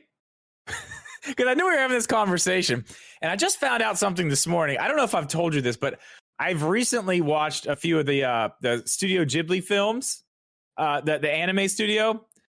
And I just was told this morning that Ni no Kuni is made by them. And I was like, oh my God, really? That's amazing. Okay. That makes me want to play that just because I know what those stories are in those movies. And my question was, is it a story like it is in the movies? The answer was, yeah, it's like that. And that's the thing. It's a JRPG. And I'm like, oh God. Because that's why I don't like turn-based battles. I don't. Yeah. Neither do I. Just not there with it, man. But I like Pokemon though. That's where I get me, because I like Pokemon. So when I found this out this morning, I was like, wow. I honestly would rather buy this game because I know I can make myself do those battles because I want the story. Just like Geeb, you and I both did. That frame rate in Hyrule Warriors Age of Calamity was absolute dog. Yep. But you and I both plunged through it the entire time. Best game of 2020. I wanted the story. I did not care about the frame rate. Did not care. Went right through the whole thing. Got to the end. After that, I was done. But I don't know. That's where I'm like, this is what it's missing for me. So the only thing something to really bring me in. Like I already don't like the combat that much. I need a story. If I don't like the combat, I need something to keep me doing the combat I don't like. I guess, I don't know. It's like, I guess to say there is a lot of like Pokemon lore that is buried within the games. Dude, like I will say, so like, I mean, I don't know. Maybe it's not enough, and maybe it doesn't. I think where games like this really struggle, if I had to guess, especially with their story, because Brilliant Diamond, Shining Pearl, and Pokemon Platinum Gen 4, we'll say Gen 4 as a whole, because that's what these games are based off of, has a fantastic story. It's so good, and the legendaries are fantastic, and that's what the whole story revolves around. But I guess if I had to admit, the one area that Pokemon really struggles in captivating people that way is probably with their delivery of the story. Because it is a chibi art style. It is a hey, you're on this like almost 16-bit looking mountain or whatever. But all I would say is if you're someone that's on the fence and you really like Let's Go Pikachu and Eevee, you should probably just buy it, and just like even those most boring parts of the game that have got you dragging, just try and see, and maybe see if it doesn't change your mind, because the story behind Diamond and Pearl is really very good. It just sometimes, even as a Pokemon fan, I've told you guys over and over again, we've even talked about it here tonight, where there's just some things you put up with. Yeah. Because you can get to the same. Yeah, like we said, yeah. It's like me with Zelda. Like, I know there's bad stuff. Yes. Will I say what it is out loud? No, but I know it's there. But that's the only thing I would say is, and if we're trying to convince Drip to buy BDSP, that's what I would say. Yes, I understand that some of this is less than stellar, some of it's less than enjoyable. I would even agree with you as a Pokemon diehard that I'll just buy anything they release like a fanatic, right? But that's what I would say is that it is good when you get to, like, I'm not gonna spoil anything for anyone that hasn't played it, because I would assume that a lot of this audience probably hasn't played it. And if you have, you kind of know what I'm talking about. But there's some lore, especially in Gen 4. Gen 4, and then the only other thing to consider, real quick, not to get off on too much of another rant. Stop me if I rant too much. Never. But the only thing Blink twice. Blink twice, right? So the only other thing to consider is there will 100% be some kind of connectivity between these games and Legends Arceus that will connect the games and the lore and the story to make it all the more richer. And if there's not, I will be incredibly disappointed. Because it's the same region, correct? Yes, it is. Arceus yes, is just years and years, hundreds of years before, or whatever. Yes. And so that's the thing, is that there's already been like in-game events, like free DLCs announced for Legends Arceus that actually originally took place in Brilliant Diamond, Shining Pearl. So they've announced a Pokemon called Shaman to be released in Legends Arceus, when originally that Pokemon was released in Diamond and Pearl. So there's gotta be some kind of there's gotta be some way they link up or whatever. Now, if that is the case, this is the kind of stuff I can get on board with. This is the kind of, like, this lore building between games. Yes. That's something that could get me on board. Like, let's say, because I don't know, I'm still on the fence with this. I don't know if I'm going to buy this game, but I know I'm playing Arceus, like 1,000%. I'm playing that. I'm day one. I mean, can I buy it now? Is it pre-order yet? Yeah, it's pre-order. Yes, you can pre-order it. Yep. Physical, especially. Go pre-order right now. I mean, I'm not going to do it right this second, but I'm getting a digital anyway. It doesn't matter. It'll be there. I'll play it. I will probably stay up till midnight and play it that night. Like, I'm that excited for that game. That's awesome. I'm really excited for it too. If I play through that, and I know, let's say I play through that, really excited about it, and I know it has some connectivity to this game that we're talking about now, I might actually go back and play it then for sure. Yeah. Because I know there's more story, there's more stuff. There's little, I need all the nuggets. Yeah. Once I'm into something, I need all the nuggets. I need to know everything.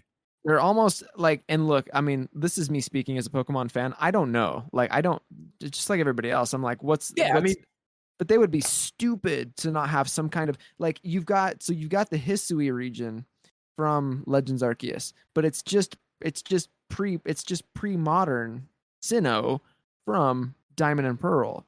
And so you would be stupid to not have some kind of linkability to where you get some kind of extra content, extra story, extra whatever, in both games, really. I don't know, like, to me, it just makes sense. But there's going to be, I mean, the story, from my understanding, there's already stuff in the works for Brilliant Diamond, Shining Pearl that as far as the story goes, if that's what's driving you, just freaking buy the game.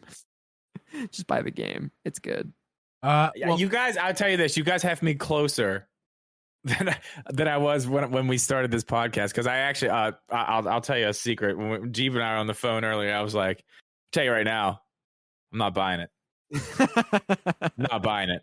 I'm not going to buy it. But now I'm kind of like, I don't care what Bigoof says. I'm not buying the game. 2 hours later, I might buy it. Well, guys, we've run our course on this podcast, and in fact, we're gonna get to more in the after show. And you know what? I'm gonna get Bigoof. As I was doing this, I was kind of thinking to myself, because before we ever got on here, you were talking about Patreon and stuff like that.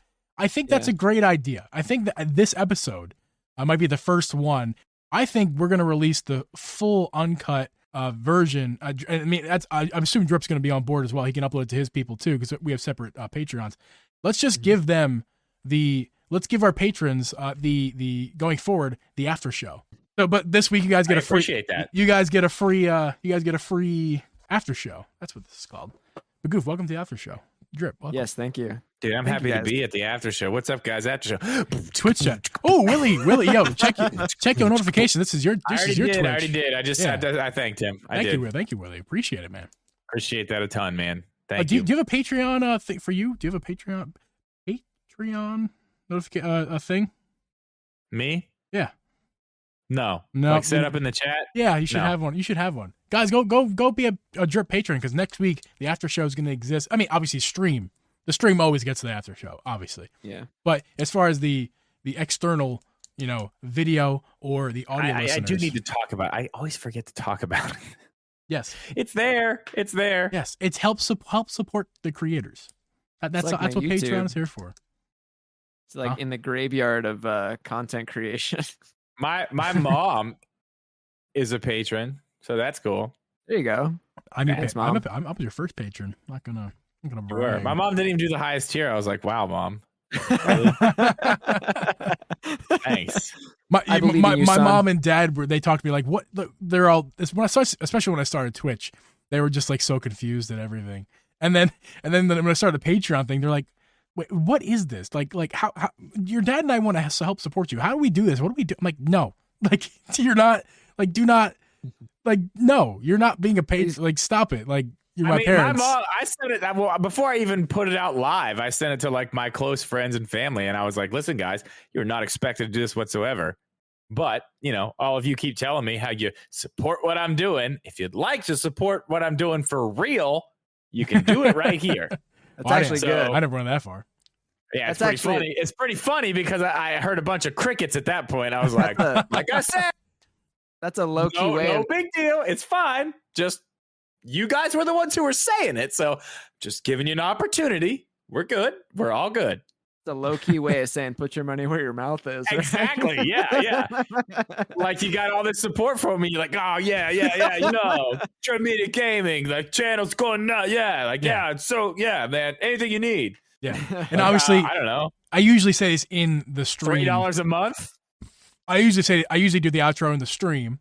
So like during the outro, I always thank our patrons, both of our patrons, because we really do appreciate you guys. You guys really, truly help us do what we do. It's not only monetary support. It's also just simply validation that people give a shit about us. like it just like, thank you for giving a shit that we exist and throwing me $1 a month. Like, thank you. Like, I appreciate that. Like a Twitch sub is great. I love Twitch subs. Twitch Willie, what are you asking specifically? What they do? What do you mean? What do they do? Should I be a patron? What do they do? Patreon was created by creators, and the goal of it was to help support creators monetarily through the audience and the community. That's the Patreon, like that's what they're there for. So if you feel Twitch subs exist on Twitch and Twitch gets a big cut, YouTube's the same way.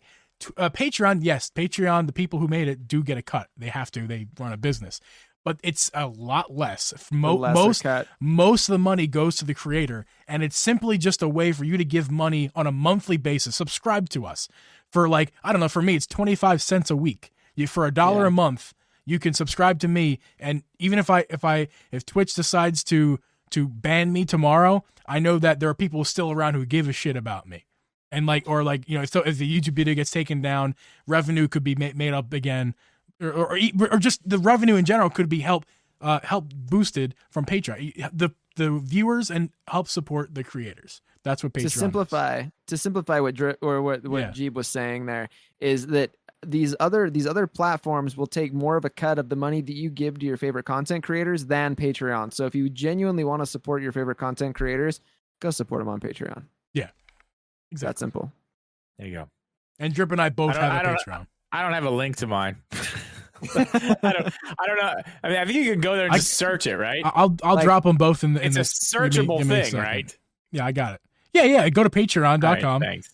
But I'll drop the links. I should push it more than I do. The links are in our Patreon. If you go to Drip links underneath of the welcome or press start area. Oh, in the Discord. Yeah, in our Discord. But I'm dropping the links right now. Your Patreon is not here. Your Patreon is not here. Well, gee, that was your job. Your channel member, your channel member thing is still here. I'll drop mine. No wonder. I'll drop mine in here. No shame. shame. Doesn't support me. Geeb doesn't support me. Nobody. No. I will go. I'll go get it for you. Don't worry. Don't worry, man. He's out. He's gone. Oh, he's gone. Welcome to the Bigoof Podcast. Yeah, exactly. And while we're at it, while we're on Drip's Twitch, go support Uncle Geeb on Patreon. There's the link in the chat right there. I'm getting your link, Drip. Hold on. It's his podcast again. He's here. I don't care. It's fine. That's fine. Patreon today. Geeb does this to me all the time. He do everything for you, and then you yell at me. What happens is that's not what happens. What happens is he'll do secret games of Mario Party and not invite me. Ooh. You got a personal text last time, son. I don't want to hear it. Honestly, it is so hurtful.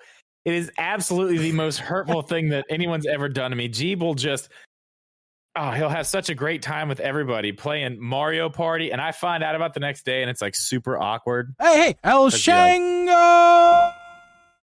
You really do learn.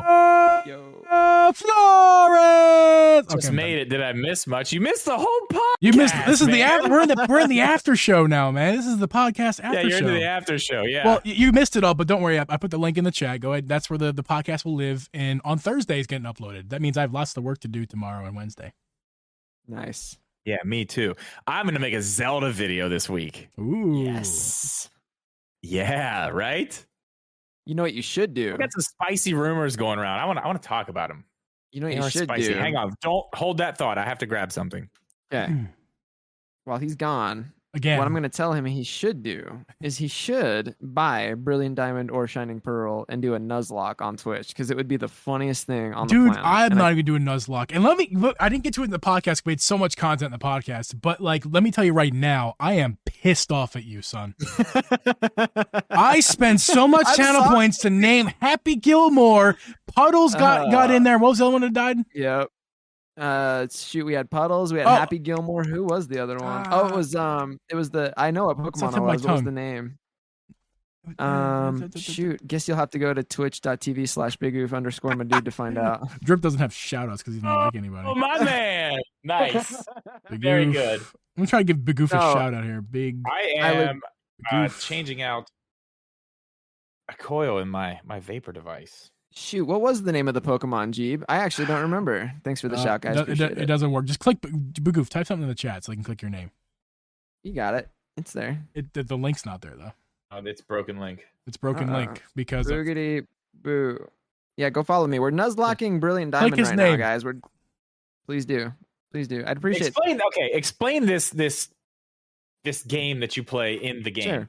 Okay, so Nuzlocking, and I'm sure we've got some Pokemon fans in the chat. But so Nuzlocking is essentially a way that people have come up with, and I'm sure there was one originator. I don't know the history behind it, right? But Nuzlocking is a form of creating extra challenge in the game. Because one of the major complaints about Pokemon games that a lot of people have is they're too easy. And I would agree with you. They are way too easy. And I would agree with you. The only thing is, you know what the funny thing is too, like side tangent, is they've made them easier over the years. And it's kind of frustrating for people like me because back in the go ahead. Yeah, look, that's kind of why I stopped playing Shield. Well, because I had so much fun out there in the wild area, just jumping in here, doing this, doing that, doing this, doing that. And next thing I know, my team is like unfucking stoppable. Yeah. There's so much overpowered. And then I walk into where I'm supposed to go and I'm like, this isn't even fun. I'm one-shotting everybody. So they've even said, so one thing, they're not going to stop doing that. They've said that. It's been addressed with them before, and they've come out and publicly said, nah, we're not going to really do that. Oh, boys, I'm sorry to interrupt. Stop your audio. Stop your audio. Oh, God, yeah. Totally Sorry, forgot my bad. about that. Oh, my audio just crashed. Oh, nice. Well, that'll stop it. It just Will it save any of it, though? Nope. It just crashed in front Hey, of my listen, eye. it wasn't me this time. You have my audio. You do, but mine's gone, so that means we got to use the stream audio. That's all right. It's actually probably easier on you. You don't have to sync anything together. You don't have to match anything up. We got the 2 hours, and it just cut immediately right on 2 hours. It's like, nope, that's it. I'm sorry for interrupting. Oh, you're good. So all I was going to say is one thing that they've actually been asked about that. Like, will you find a way to increase difficulty in the Pokemon games going forward? And they actually said, no, we actually find joy in allowing the game, the players to find their own ways to play the game. The funny thing about them saying that, though, is I actually appreciate that. I'm fine with them doing that. But the funny thing about it is they kind of contradict themselves nowadays, because what they do is they leave the experience share turned on all the time. And so your Pokemon all get experience at the same time. But if you want to increase... Yeah, you can't choose if just the one that you're using gets... Yes. I think you're... I want to turn it off. Like, I want to... That's never how Pokemon was in the past. I if I could have one major gripe about Pokemon, about the modern Pokemon games, I want to turn the experience share off. Please let me turn it off. Ultra Sun and Ultra Moon, the 3DS games, the one thing I will say about those games are incredibly challenging if you turn the experience share completely off. If you turn it off, those games are so freaking hard, and they're super awesome. Yeah, I can see that. And that's the thing, too. If I wasn't out just building my whole team up to be like stupidly crazy powerful and then going back into the regular game after spending an hour doing whatever, and, like you said, you don't have to change anything. They're all getting it. You go fight with one, and once you get a power, like especially at whatever point in the game you're at, you get up to a certain point. It's just like, done. Yeah. Bye. Next. And that's pretty Pokemon too. Yeah, that's pretty Pokemon too. But like, if I had, we didn't really get into our criticisms about Brilliant Diamond Shining Pearl. But of the more, we'll say like of the more modern Pokemon games, that's my major complaint. Let me turn the experience share off, please. Please, let me turn that off. I hate that. I hate it. Oh, hey, you want to hear one of my biggest gripes real fast? Sure. Can I walk without getting stuck on every fucking thing? That was my other. That was my next Can I please walk and not get stuck on every little surface? Yeah, dude, that's so funny, because that was literally my second complaint. Sorry if I just blew up everybody's ears, by the way. No, I can't. Dude, I'm telling you, this game will piss me off so bad. Bro, like, that's I'll be making videos about how the hell is this. No. You should still do it, because it'd be freaking hilarious. But and I still would submit to you that you need to do a Nuzlocke on Twitch with Pokemon, because you have the best Pokemon names. Like, it would be the most freaking hilarious thing. Like, you're in my chat talking about Pokemon names. We got Rat Bat over here. Rat Bat is getting in the flame over here. I had one. What was the one? The Woodchuck. Woodchuck. So I said his name should be Afrochuck. Yeah, dude. Dude, legit. That's a good one. That's a nice little name. You should do it, dude. But anyway, but that's the thing. Geeb is absolutely right. That is my, out of all of my complaints, like, really, out of all the things about Brilliant Diamond Shining Pearl, that's my only complaint. My only complaint is that you bonk into every hard corner and hitbox that exists in the game, and you get hit with that sound. Boom, boom. Yep, it is. That's a really good impression of what it is. I hear that sound, I go, like, let me walk. What is going on? Yeah, it's insane. That's my. So honestly, the honest truth is that's my only complaint. So far, the games are fantastic. Like, if you're on the fence about it, just go buy it. Maybe you don't like it, maybe you do. But like, that's my only real complaint. That's it. Yeah, for me, it's like the resolution needs to be higher. That's a need, I want it to be more like the edges. I wish were crisper, but the edges are crisper than Let's Go Eevee and Pikachu. The edges are way crisper than Sword and Shield. So I'm really not complaining about because what I mean by edges, like when you're looking at the characters and all like the trees, like look around, just like the halo I did around notice them. that. The halo around them, it's crisper than the other games. Not but the it's halo. I haven't noticed that. Those are some fine looking trees in that game. The textures are nice. The textures are nice. I actually, like Way I said, better the than first time I Let's saw it, I hopped in Bob Wolf's stream because I was like, I want to see what this looks like. And I actually, like, the only thing I typed in the chat, I was like, them trees look good though. You're like, nice trees, bro.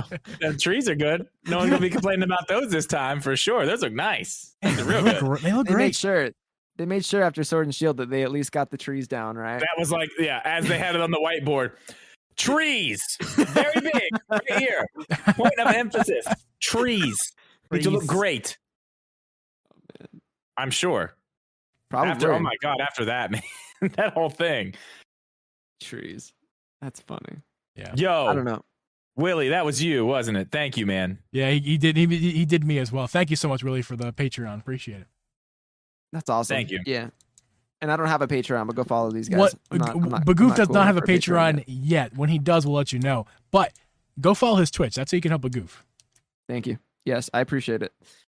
I mean, you can follow my doing, Twitch too. I'd appreciate that. But we're doing the Nuzlocke right now, and so day one, guys. I did not intend for this to happen. I think Geeb is more pissed off than I am about the outcome of the Nuzlocke today. yeah, So today was day one of the Nuzlocke, and dude, Yeah, let's I get did. back to that. That's what you're talking about. Yes. Let's get Yeah, back to so that. like, dude, I just got wrecked. Like, there's this Pokemon school, and all of this is the tutorial part of the game, right? So I walk into this Pokemon school, and there's one of these in every single Pokemon game to kind of teach you the basics or whatever. And look, I mean, I'm pro status, so I don't really need that.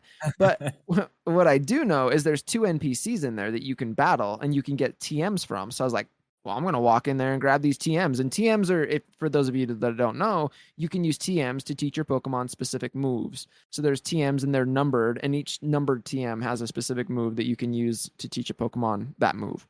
So I was like, okay, cool. We're going to go in and battle these trainers and get these TMs. You have to battle 2 of them. And they're students at this school. The Pokemon that they have are Abra. And Abra is very high in special attack already. Very, very high special attack Pokemon. And then number 2, it's got a move called Charge Beam. And Charge Beam has the chance of every time you use that move, it has the chance to increase your special attack even more. And so it's an electric-based attack. I had a team that I had at least 2 Pokemon on there that were weak to electric already. And then every time, the odds were not in my favor. Every time this Abra used Charge Beam, its special attack would go up. And it's a small chance that it'll go up, but I was getting unlucky. And every single time it used it, it would spike. It would go up. And so this thing was boosted special attack. And so I just didn't, it just wrecked me. It ran through my whole team.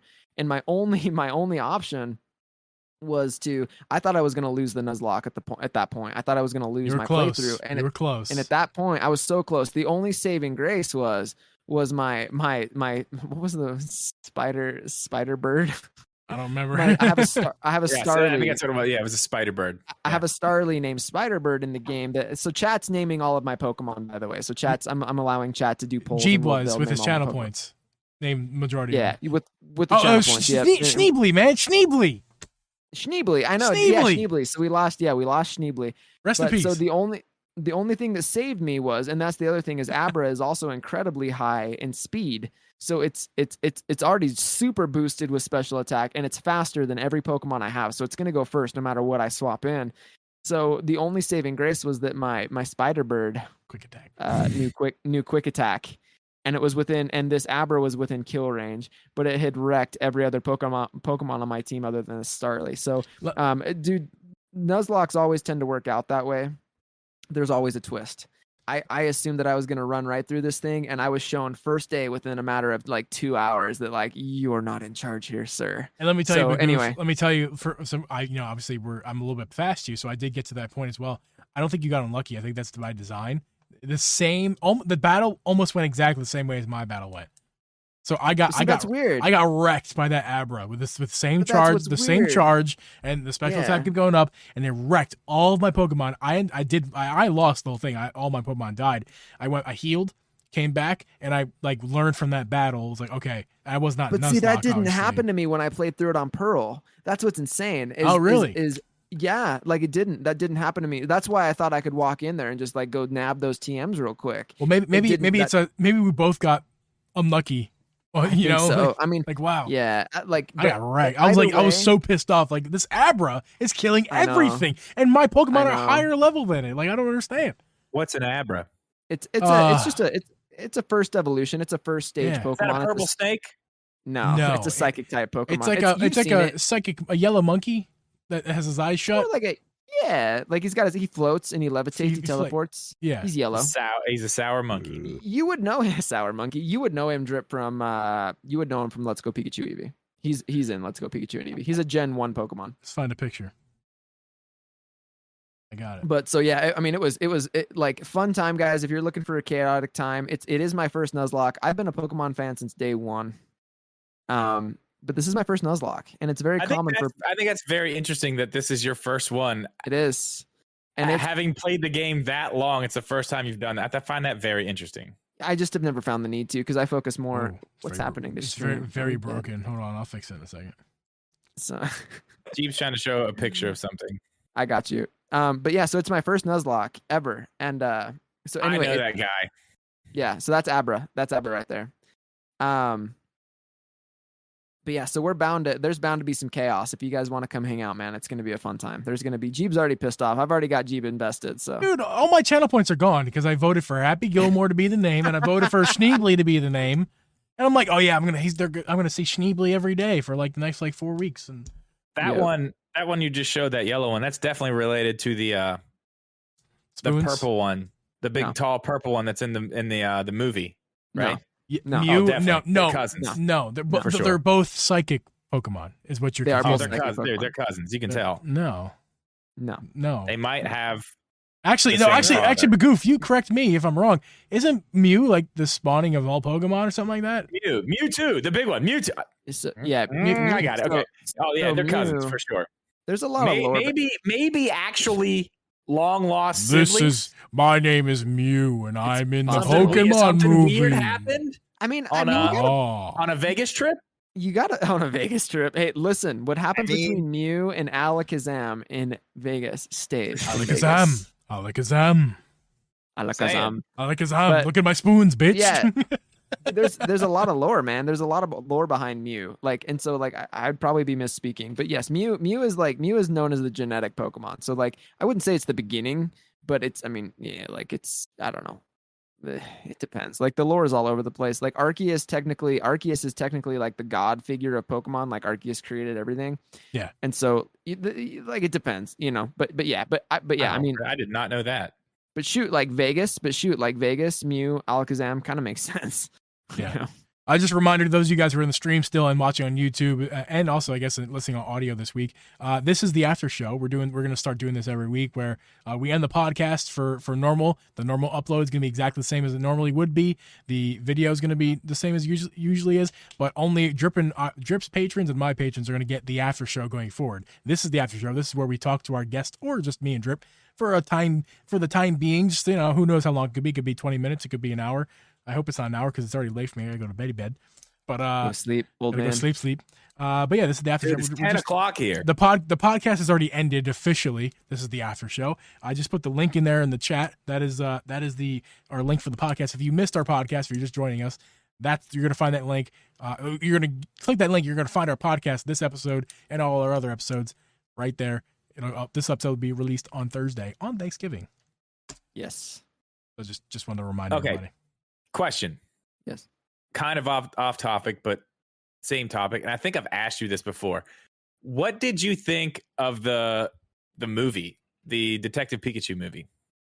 I never saw it. You're asking me? I'm asking you, yes. I liked it.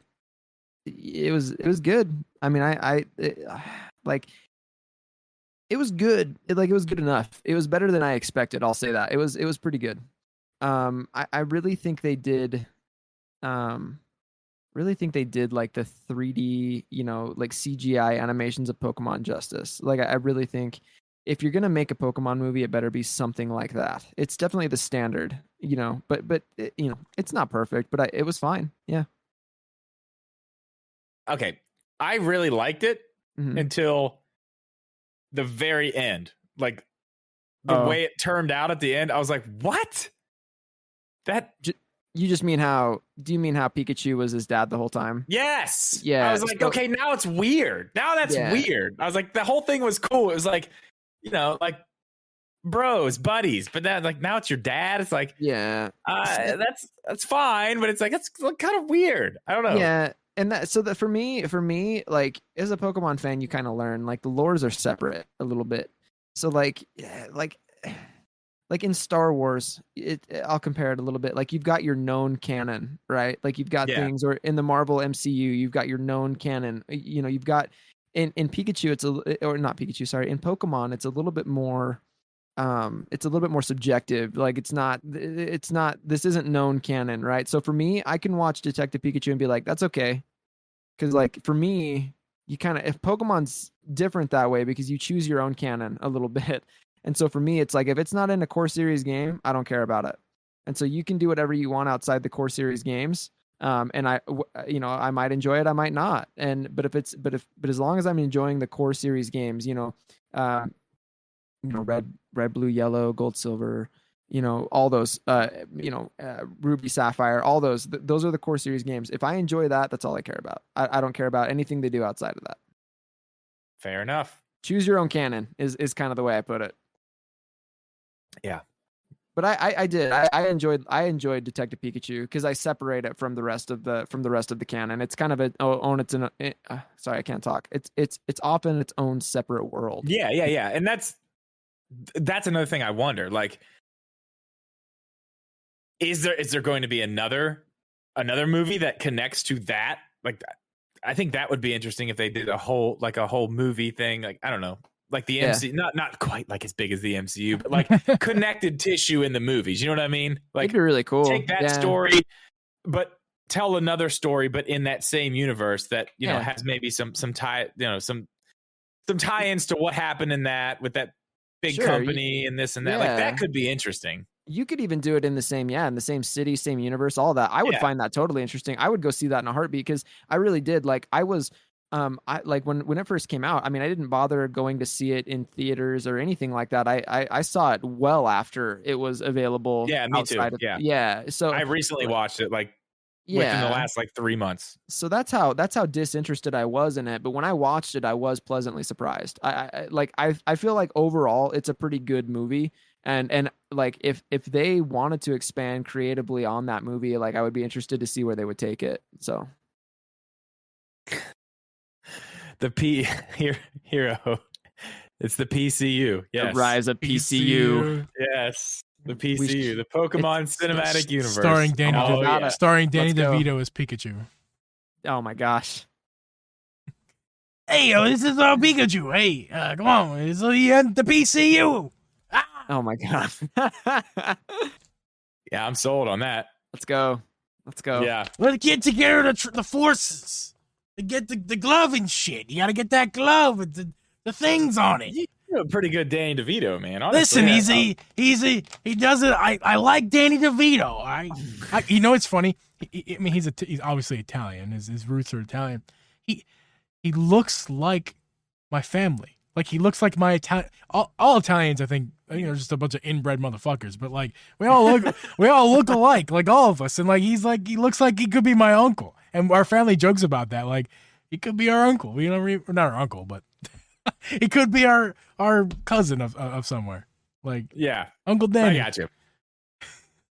Uncle Danny. Hey, Uncle Danny's here. I have an Uncle Dan. I have an Uncle Dan. I have a cousin Vince. It's funny. I have a cousin Vince. His name. I'm not gonna say his full name. I said it. I have a cousin Vince, and then I have Uncle Vince. Vinny. Yeah, Vinny. But they're but here's the thing with the Italians. They don't care. Like they just name their children the same as their cousins or brothers and stuff. Like they're probably within 10 years of each other. They same first name and the same last name. They're the same.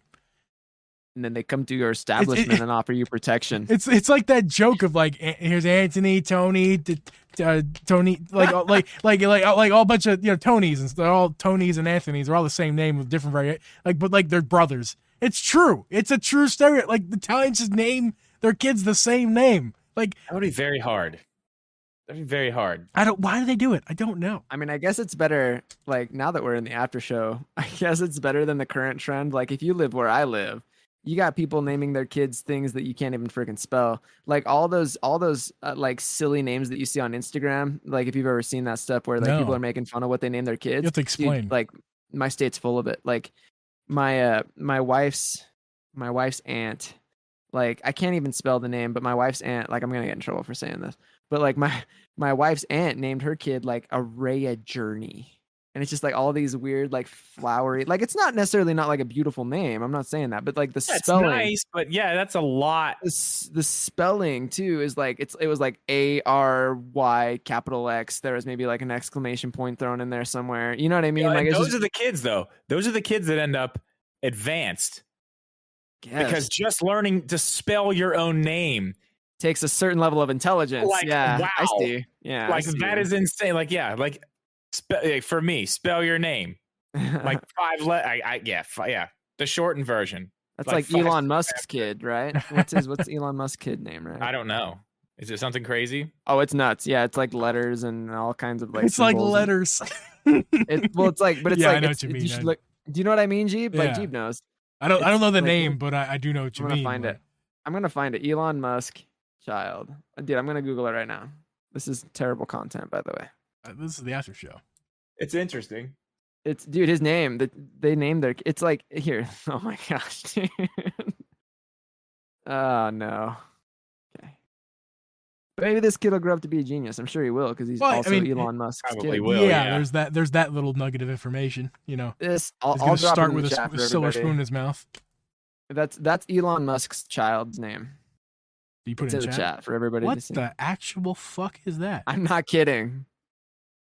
Hey, All the spaces, hey! all the everything. Yes, everything. It's That's silent, Elon Musk's child's name. silent X's. Hey, I guess. Hey, Dude, that's what it is. That's what it is. It's a meme. It's the Fonz. Hey. Right. That's interesting. How do you say it? Hey. I don't know. I don't know. I don't think Elon Musk knows how to say it. It probably just says Tesla. Oh my god. I mean, yeah, I can see that as a name of a car. Yeah. It's just Tesla. It just says Tesla in some weird alien language. Very interesting. I don't know. Very interesting. Anyway, I don't know how we got here. Gentlemen, I'm sleepy. I don't either. I'm sleepy.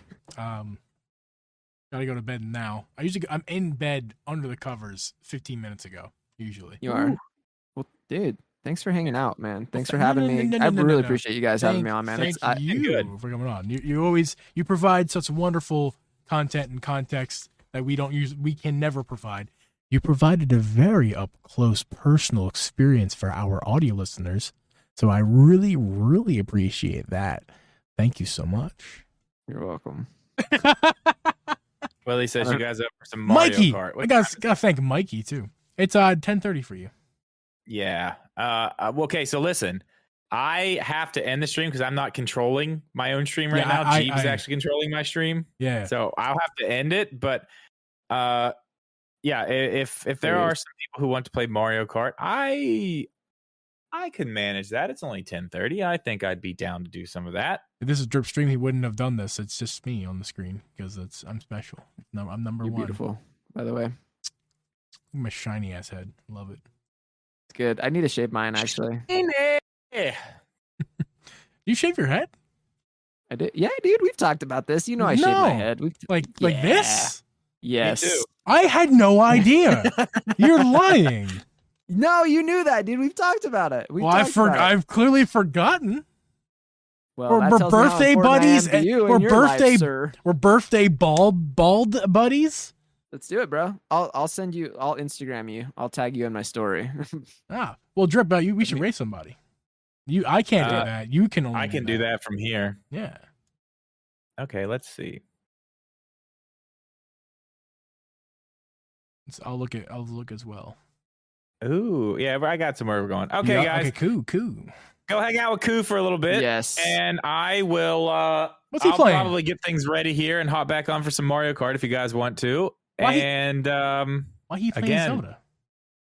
I don't know. Yeah, he's playing Skyward Sword. That's awesome. Yeah. Nice. Yeah, so let's go watch that for a little bit. I'll get things ready. If you guys want to play some Mario Kart, I'll be back soon. Nice. And thank you guys for hanging out for the podcast. No stream Thursday. Don't forget, no stream Thursday. Yeah. Nothing Thursday. Enjoy Thanksgiving, Nothing everybody. Thursday. Yes. Listen to the audio podcast on Thursday. Yes. Everybody have a happy Thanksgiving. And Yes. guys, thank you again for having me on. I had a blast. Yeah, dude. Yes, Thanks for coming on. thank We you, appreciate man. it. Yes. All right. I am going to hit this button right now. Well, guys, that's going to wrap up for today's podcast. Don't forget to follow the Drip Geeb Twitter to stay up to date for when we release episodes. And make sure to tune in every Thursday at 8 p.m. Eastern for the live recording of this podcast. Episodes will release on audio platforms following the stream. You can find both Drip and Geeb live on Twitch throughout the week. Make sure to hang out with us over there, twitch.tv/dripmedia and twitch.tv/Uncle Geeb. Patrons of both Drip and Geeb, thank you so much for all you do. Your support means a lot to us, and we could not do this without you guys. Audio listeners, thank you again so much for listening, and we will see you guys next week. This podcast was edited and uploaded by Uncle Geeb Productions.